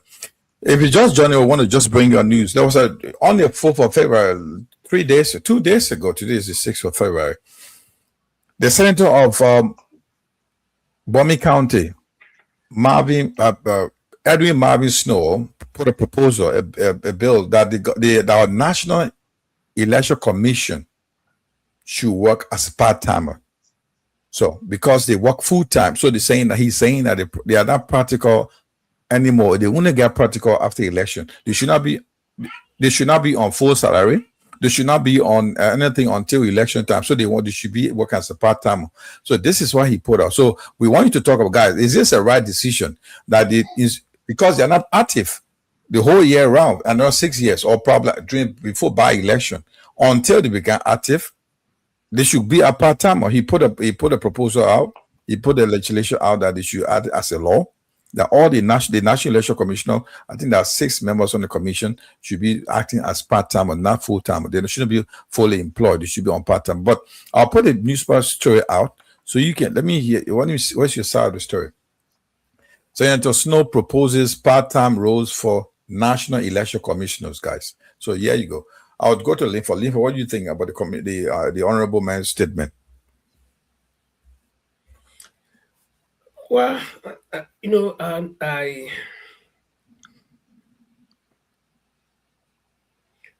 understand why he has in mind. I did not read that story in the first place, but I don't understand. I'll tell you. I'll tell you. So he got some background. He said there's a story. He said 1 second on February 4th. He put on the proposal that the Snow argued that it will help to reduce the financial resources and alleviate the budgetary pressure. And the commissioners are primarily active only during election period, while for the majority of their tenure, they engage in activities such as retreats, social events funded by the national budget. So he said the election commission operates as a full. I got it. Yeah. Okay. I think, yes, logically, I don't think we should have a standing committee or standing commission for the National Elections Commission for electoral process, because the elections come every 6 years, once every 6 years. So the by-election will come as well. But I think the entire staff should be reduced. Not everybody should be on part-time role, no. For instance, the chairman for the commission, the assistant, and few other key people, maybe up to 5-6 people, you can meet in there. The rest of them who are just office staff and all the other people, you reduce them or you put them on part-time role that they can be active only when elections are coming. Because come to think about it, if you have elections commission, I think the last time I ever visited election commission was 1997 election when Gloria Scott was election commissioner. We used to go there and you see a lot of people in every office. You see people, everywhere. They got people who are security, all the kind of people. So all those things can carry money, reduce the staff, keep the key people, functional. And so you might earn up maybe saving or thousands of dollars, couple of thousands of dollars every month, instead of having the people lingering all around the place. And Liberia is one of the places I see that we do not have money, but government will be the one to provide jobs, and depending on taxpayers or the little revenue to collect to be able to take care of that staff. And this is not, it doesn't work. There are just certain areas that you do need a lot of people. And again, don't get me wrong. Not that they shouldn't give the people a job, but what is the use of giving somebody a job when you can't pay them or you can't pay the other people? So yeah, when teachers are not taking more than $100, not taking pay, but you look for you bloat the payroll with people that you think are loyal to you, literally, who to the nature to not get paid. Yeah, Mr. Dollar, this is a story like this. They say Honorable Snow is saying, when it says here, like Linford just confirmed also, says here with election, if no election, other by election, if no by election, what they intend to do, the commissioners, they go for retreats and social event. If there's nothing, that's all they spend the money on, and they got monthly pay. So he said it's a waste of funds. So why can't we put that fund into something else?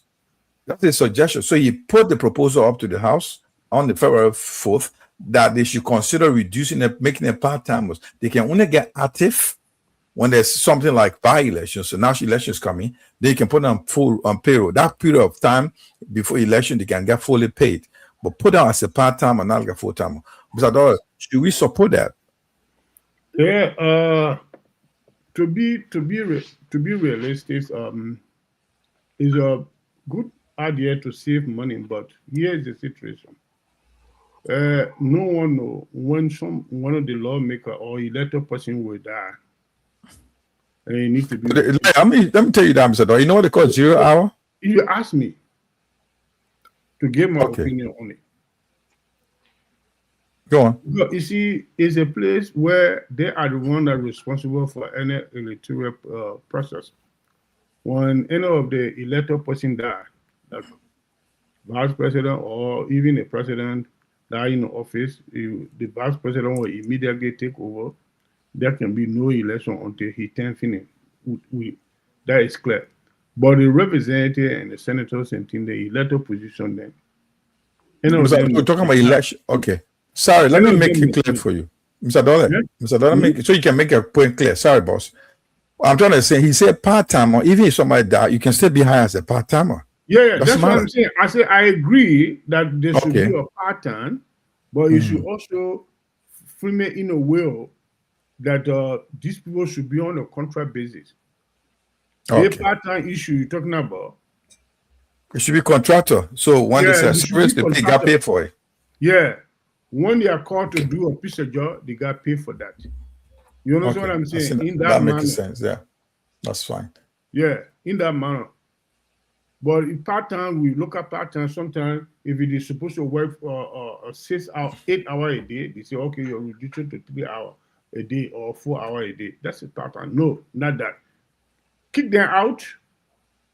Prepare them for contract when there's a need. Why can't we do the same thing for the House of Representatives as well? Because they only do two times a week. They should be working as a part-timer. To be honest, the representative not supposed to even be functioning. They're supposed to be kicked out completely. Let them be on. Let them be on the street like the other people. Because they've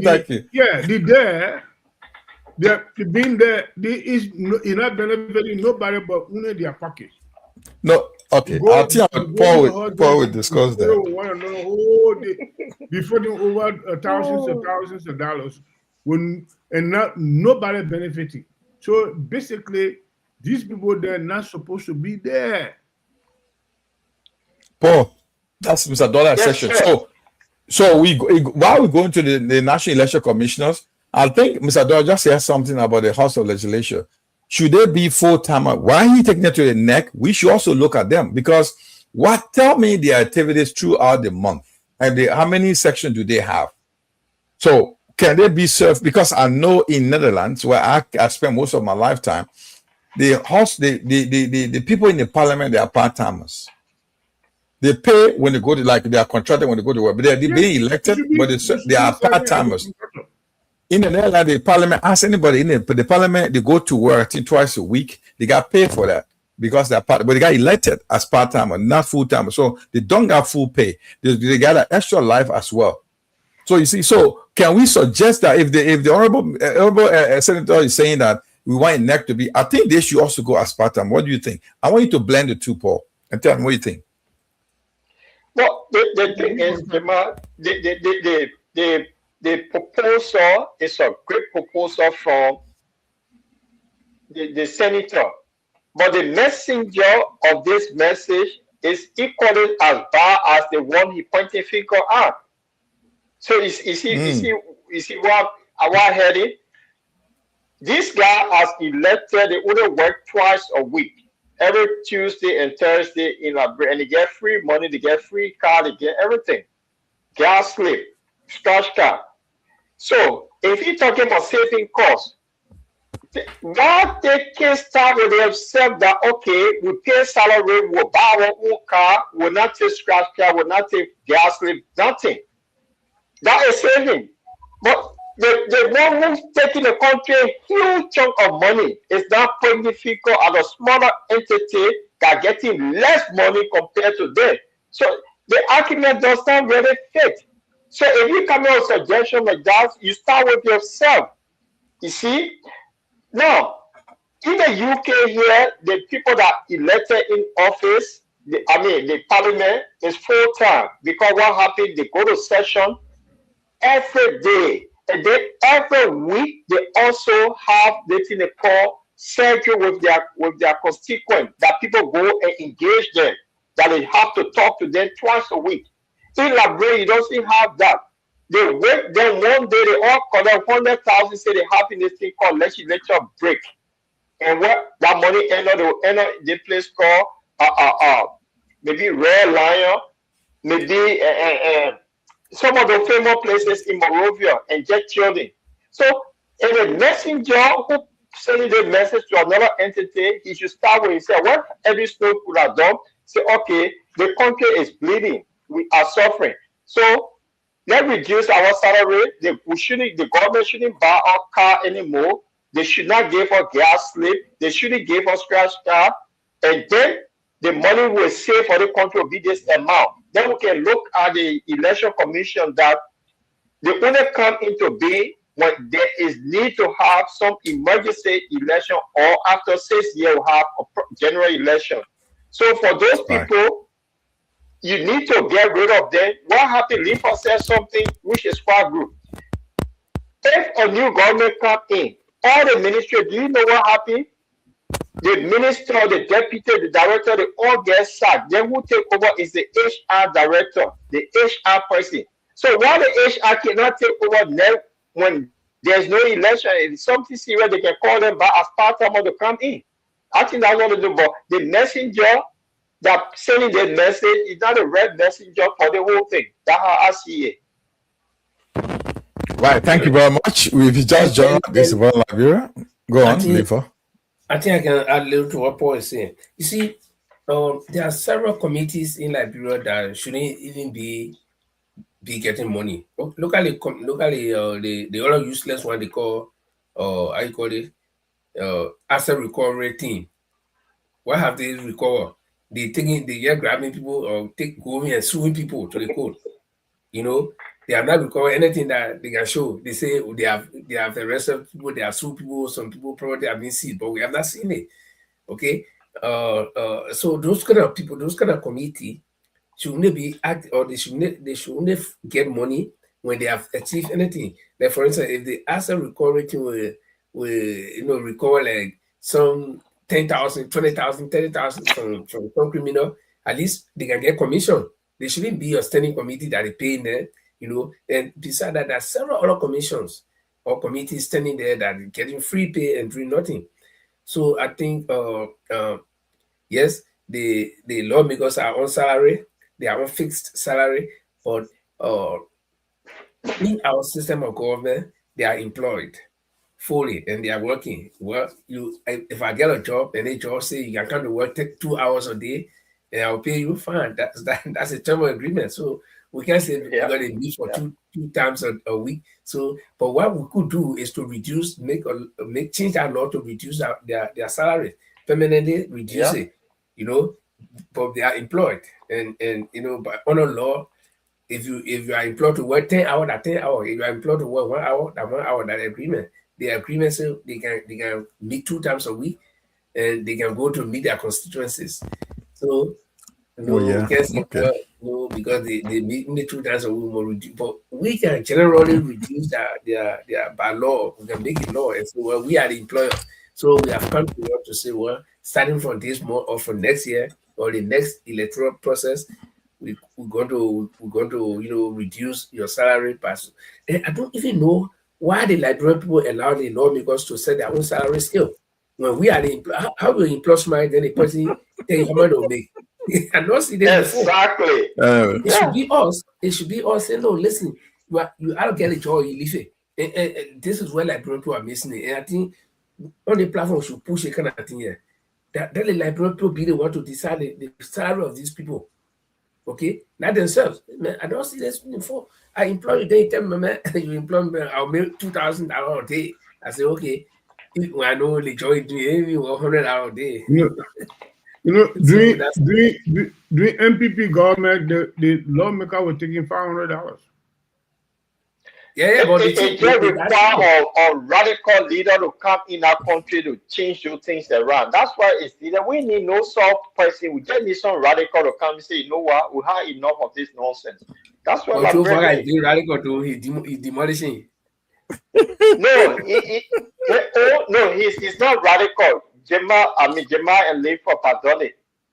You see, radicals when it comes to power, they will do things that you see, yeah, they person moving, but you cannot be breaking the rules. They say radical. You gotta set the boundary. This man, he bounded all the laws, so he's not radical. You see, so that's right. Okay. Let's take a very quick break. I'll come back. We'll tell you what a minister, one of the top ranking and powerful men in the Unity Party government, said about corruption in the Liberian Probate Court. I'll take a quick break. Don't go away. This is our last bit we'll be talking about. Stay with us and please share the show. Through trials and tribulations, you have prevailed. Your spirit is unbreakable, never derailed. With a rich heritage and culture and grace, Liberia, you are the land we embrace.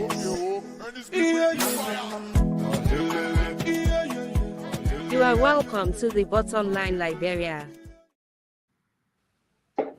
Yes, indeed. You're welcome to the Bottomline Liberia. This is another news I'd like to share with you. This is why this is the last bit. We want you to talk and get involved into this. Can we mute can you mute your radio or your telephone, please? Thank you. This is something like it has happened too. So much is happening in the country. Like they have to come out and be very broad about this. They see the public domain everywhere. Corruption at the highest stake in Liberia. And one of the world's most popular ministers in the United Party government broke the news. And this is from the House mouth. Sorry. He's the minister of he's a minister of no, he's a minister of water and sewer. He's a director, he's a minister, it's not a director. Is that a minister? Is no ministry? Director of water and sewer. No. Oh, okay, sorry, my bad. He's a director of water and sewer. I thought he was a minister. Okay. Whatever, he's a minister.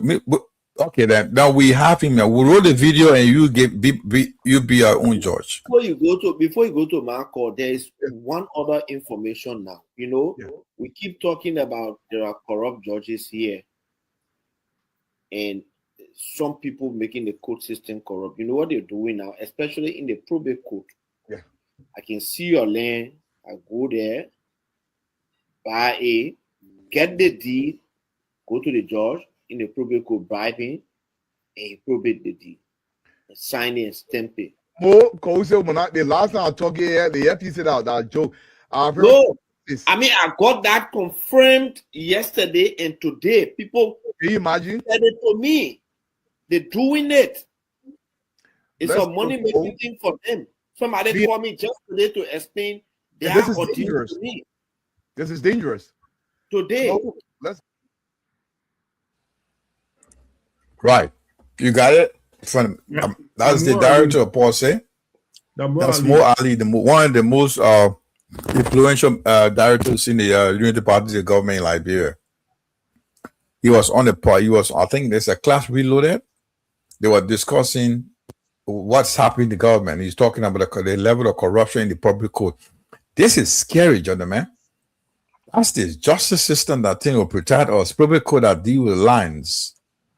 And they're telling you that corruption, higher level of corruption at the highest peak, where they have to do. Man, this is, guys, this is very, very serious. So, if a director in the government is saying it, they are aware of it, and somebody said it and they disputing it, there could be hundreds of other situations that people are losing their property because the public court have been doing it for a long time. So, being protected. I know most of you, Mr. Dollar, you be line owner as well as Paul and Linford in Liberia. I know you're sharing. Please share your experience. Yes,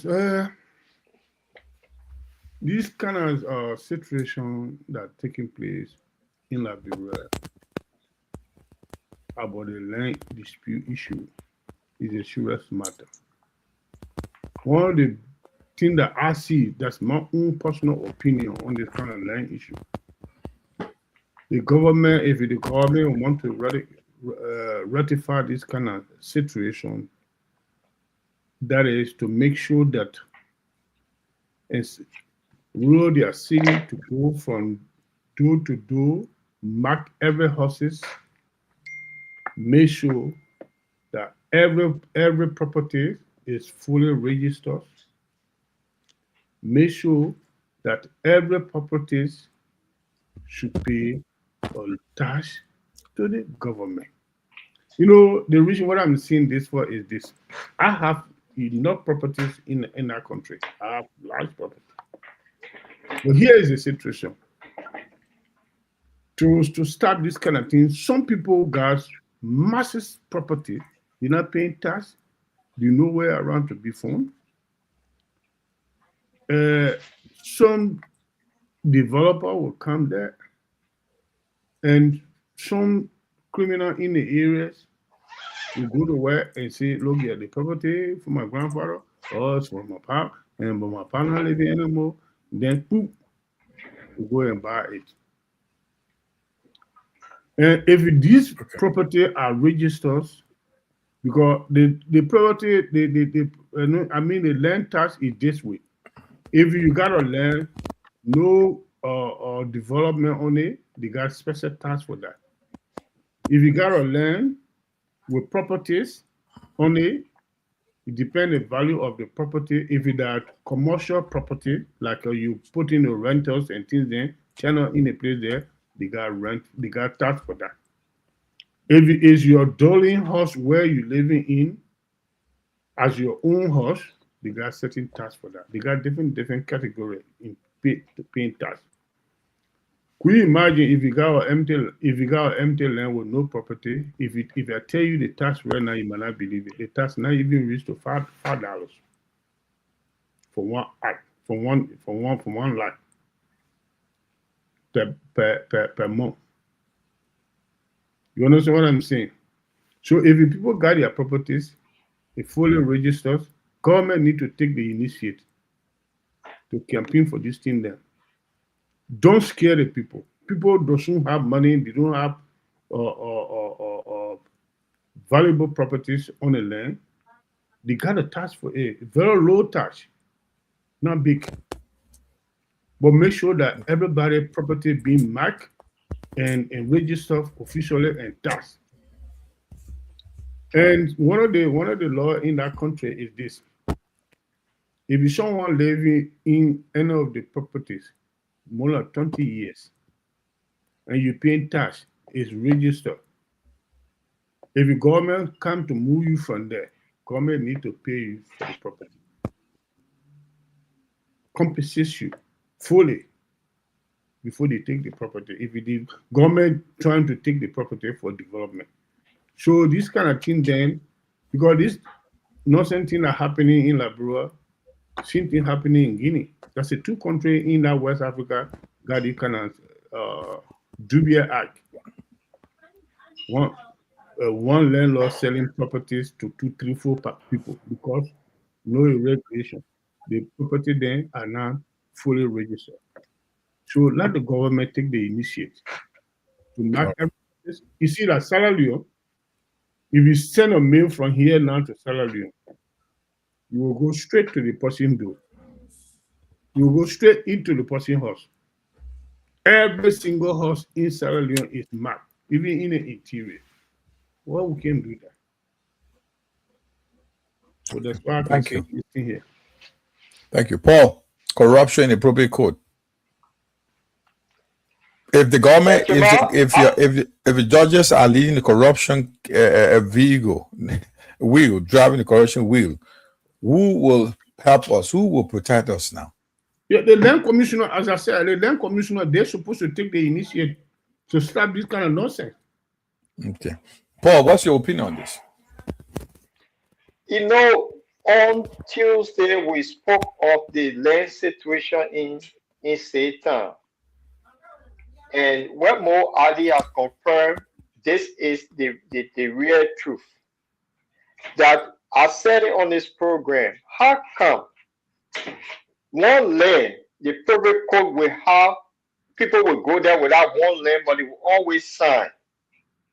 So if this is happening, that the government is aware, isn't it about time that they have what we call the land reform, that they can come up with something that will help everybody to stop this thing? That is we're in the 21st century. You have the electronics all over the place.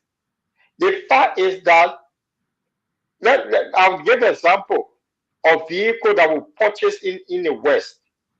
When you buy a vehicle, you register it with the government. When you sell in that vehicle to somebody, there is a slip on it that the vehicle has not been sold to Jamal Kamara. And that vehicle, the vehicle people will receive that document.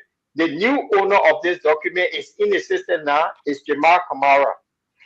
Why on earth that we can do the same thing, that over 10 persons will go to one particular office, one particular judge will keep signing, and then it becomes problem in the country.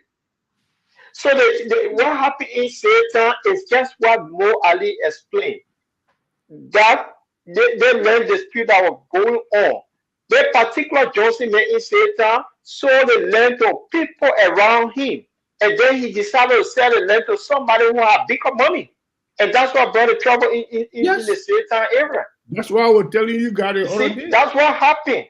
Yes. And this is what Mo Ali is confirming. But because people don't follow the terms of all, because the government is actually aware of what is happening. The government needs to step in and do something. So this is the corruption at the highest level. That because of the judges, they bring people, family, clash against each other, and this could lead to something bigger that we were looking at. So yes, they need to, that whole justice department need to be reformed, to be honest. And then the land authority, they need to do something. How long it takes to set up a complete database system for the land authority? Man, you can even ask AR, say AR, can you create a database for land authority? The technology is there. Why are we struggling? Okay. Lincoln, you own property in Liberia. I know when you have the experience of these things going on, where you've been struggling with your family properties. Tell us share your story, please. Well, for now, I really do not have a story yet to tell, because my family property, yes, people are illegally trespassing on it. I haven't taken any step yet. The fact that I'm not there almost all the time for many years, though I'm planning to go, and I need to find out what's happening. I know the story. I know what people have been telling me about it, but I don't want to make any big noise about it, because the first thing those people who are trespassing might do they might go and start to falsify some document before time. So, when we were kids, they used to tell when you go catch it with passion, don't make too much noise. You try to find a mean hole for it, you black it, then you start putting your fire and thing. So, but when you start pressure all around the ends, you start making too much noise, that can pass when you go, you're not catching. So, but I know that land cases have been big problems in Liberia from time immemorial. And the underlying factor is that there is no law actually that forbids people from selling one land to many people. It's actually happening if anybody is caught doing such thing. I think if there was stringent law that you will go to jail and you will reform all the people money who is sold the land to, forcefully you reform all, and you get some people staying in jail and getting old and dying in jail, the other people will be afraid. Okay, but there's no strong law. So they'll go and take money from John and take money from Paul, the highest bidder, for one land. And at the end of the day, it's John and Paul now will be struggling in court, while the Charlie Booger who sold the land, it will be lying on someone, probably if using that money long time, and you can't get it from him. So, I think the government needs that reform, that land reform. That's a very, serious thing. Or else, people, in fact, I've seen people who got involved in a big fight for land case. Some people hurt each other. Some people, even if they don't do physical harm to you, they go and with you. So and like the papi said, like the president said, God is not making new land. So then when he gave us, we need to take care of it. God is not making new land. I know where he got that word from, but I think that was too cheeky to the people. That was a bad way to answer the people. But we know God is not making new land. People are claiming what they have. God will making new land, so that take your land and so we are wait to God will make new land. You see it? Liver the old man is very cheeky. How can you make such a statement publicly? Yeah, I think that was very cheeky to the people. But the land reform that Paul spoke about, I think it's very important. The government should be serious to not only this government, any other government that will come. And I mentioned something the other day. Some of the reasons why even selling land to people, they have not made any law to many people. Selling one land to many people, any government in Liberia has not made law towards that. Is that it is the same government officials when they get money, anyone can go buy the land. One poor rat who living in Zinhog, when he get money now, he goes see somebody land and say, "Oh, my man, I can buy the land." Okay, and then somebody will sell it to him. So they can't make that kind of law because they know it will limit their ability to acquire more properties, especially around Monrovia. And the whole land something that only Monrovia can hear that thing plenty.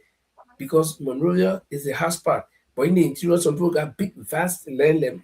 My land that I'm talking about, my family land, it's a huge area, brother. Huge area.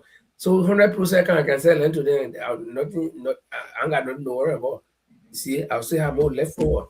So let any government that will come, or this present one, try to settle this one. But I don't see that happening because this is the same government that go and demolishing people's property. So, and trust me, the same government officials from the same government will go and purchase land or parts of areas from those areas that they're demolishing now. Trust me, it will happen, and we'll see it. We'll see it. Right. Thank you very much.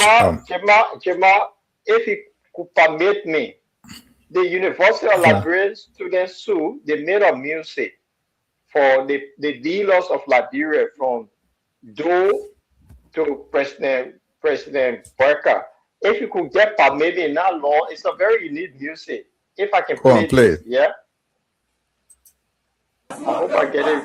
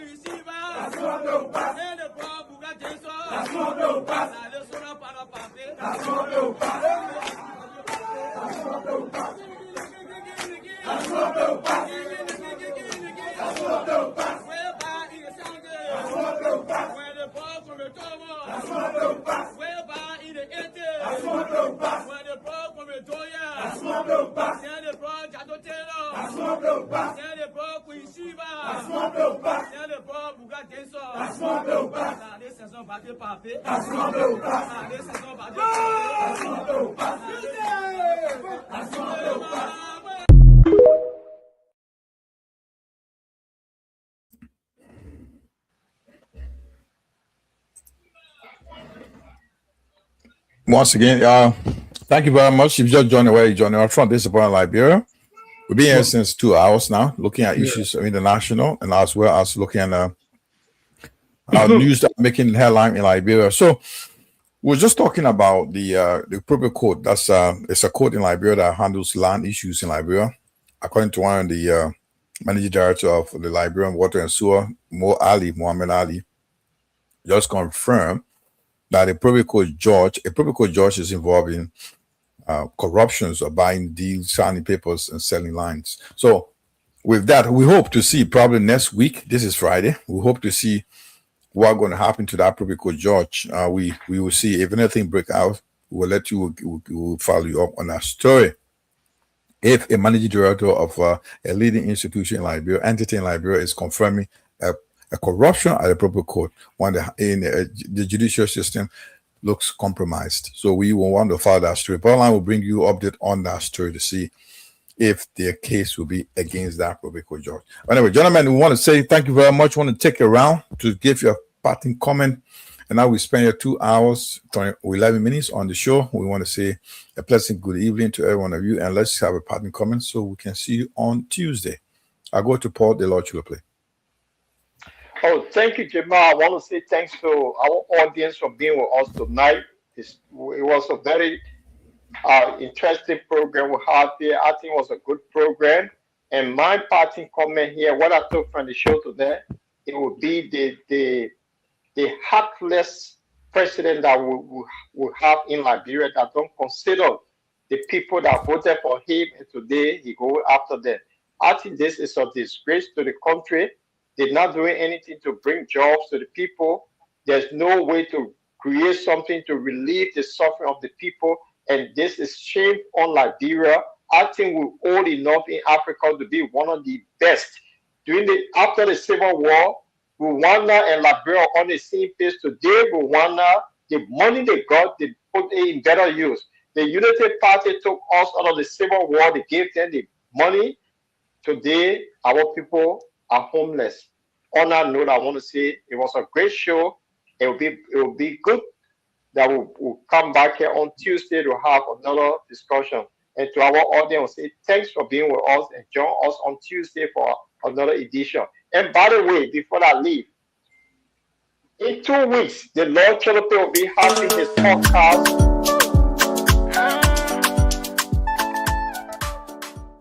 In a world drowning in noise, where sound bites replace substance, there's a voice cutting through the chaos. Audience with the Lord Cholope conversation, where Liberians and global citizens tackle the questions we're afraid to ask. Every Sunday at 8 p.m. UK and Liberian time, and 9 p.m. Central European time, Audience with Lord Cholope. On the Bottomline, Liberia explores the issues that keep you up at night. Democracy's future in the age of misinformation.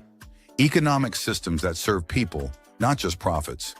Technology reshaping our lives. Reconciliation, development, and the crisis of meaning in modern Liberia. No easy answers, no tribalism, just intellectual courage, genuine curiosity, and the willingness to wrestle with complexity together. This is for Liberians who refuse to shrink their thinking, who believe nuance is wisdom, who are ready to remember how to think, not just what to think. Audience with the Lord Cholope Show. Sunday, 8 p.m. Liberian time. Subscribe now. Join the conversation on the Bottomline Liberia, because the questions that matter most are the ones we're brave enough to ask.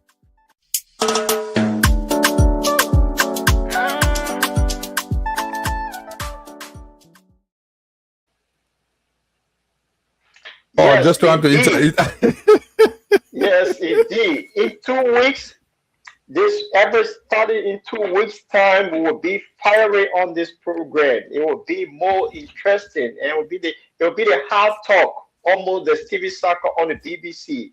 Watch in 2 weeks. And then I have a co-host, Sidiki Kumar, will be joining us also on this program every Sunday. In 2 weeks' time, oh man, join us, join the Lord Channel, the friend of King Charles. In 2 weeks' time, the bottom line discussion. Gentlemen, it was a great show. Is that all right? Yeah. Carla, what did you tell us? Yeah, parting comment, sir. Yeah, my party comment in this tonight's top show is just a two issue. Basically, I heard that the famous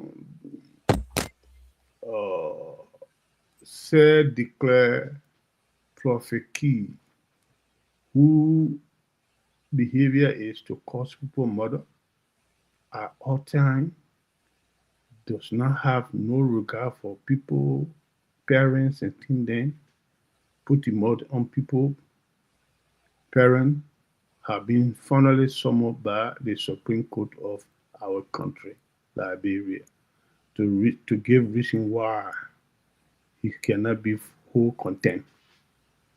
And he be doing it to the other people, the Unity Party was supporting it.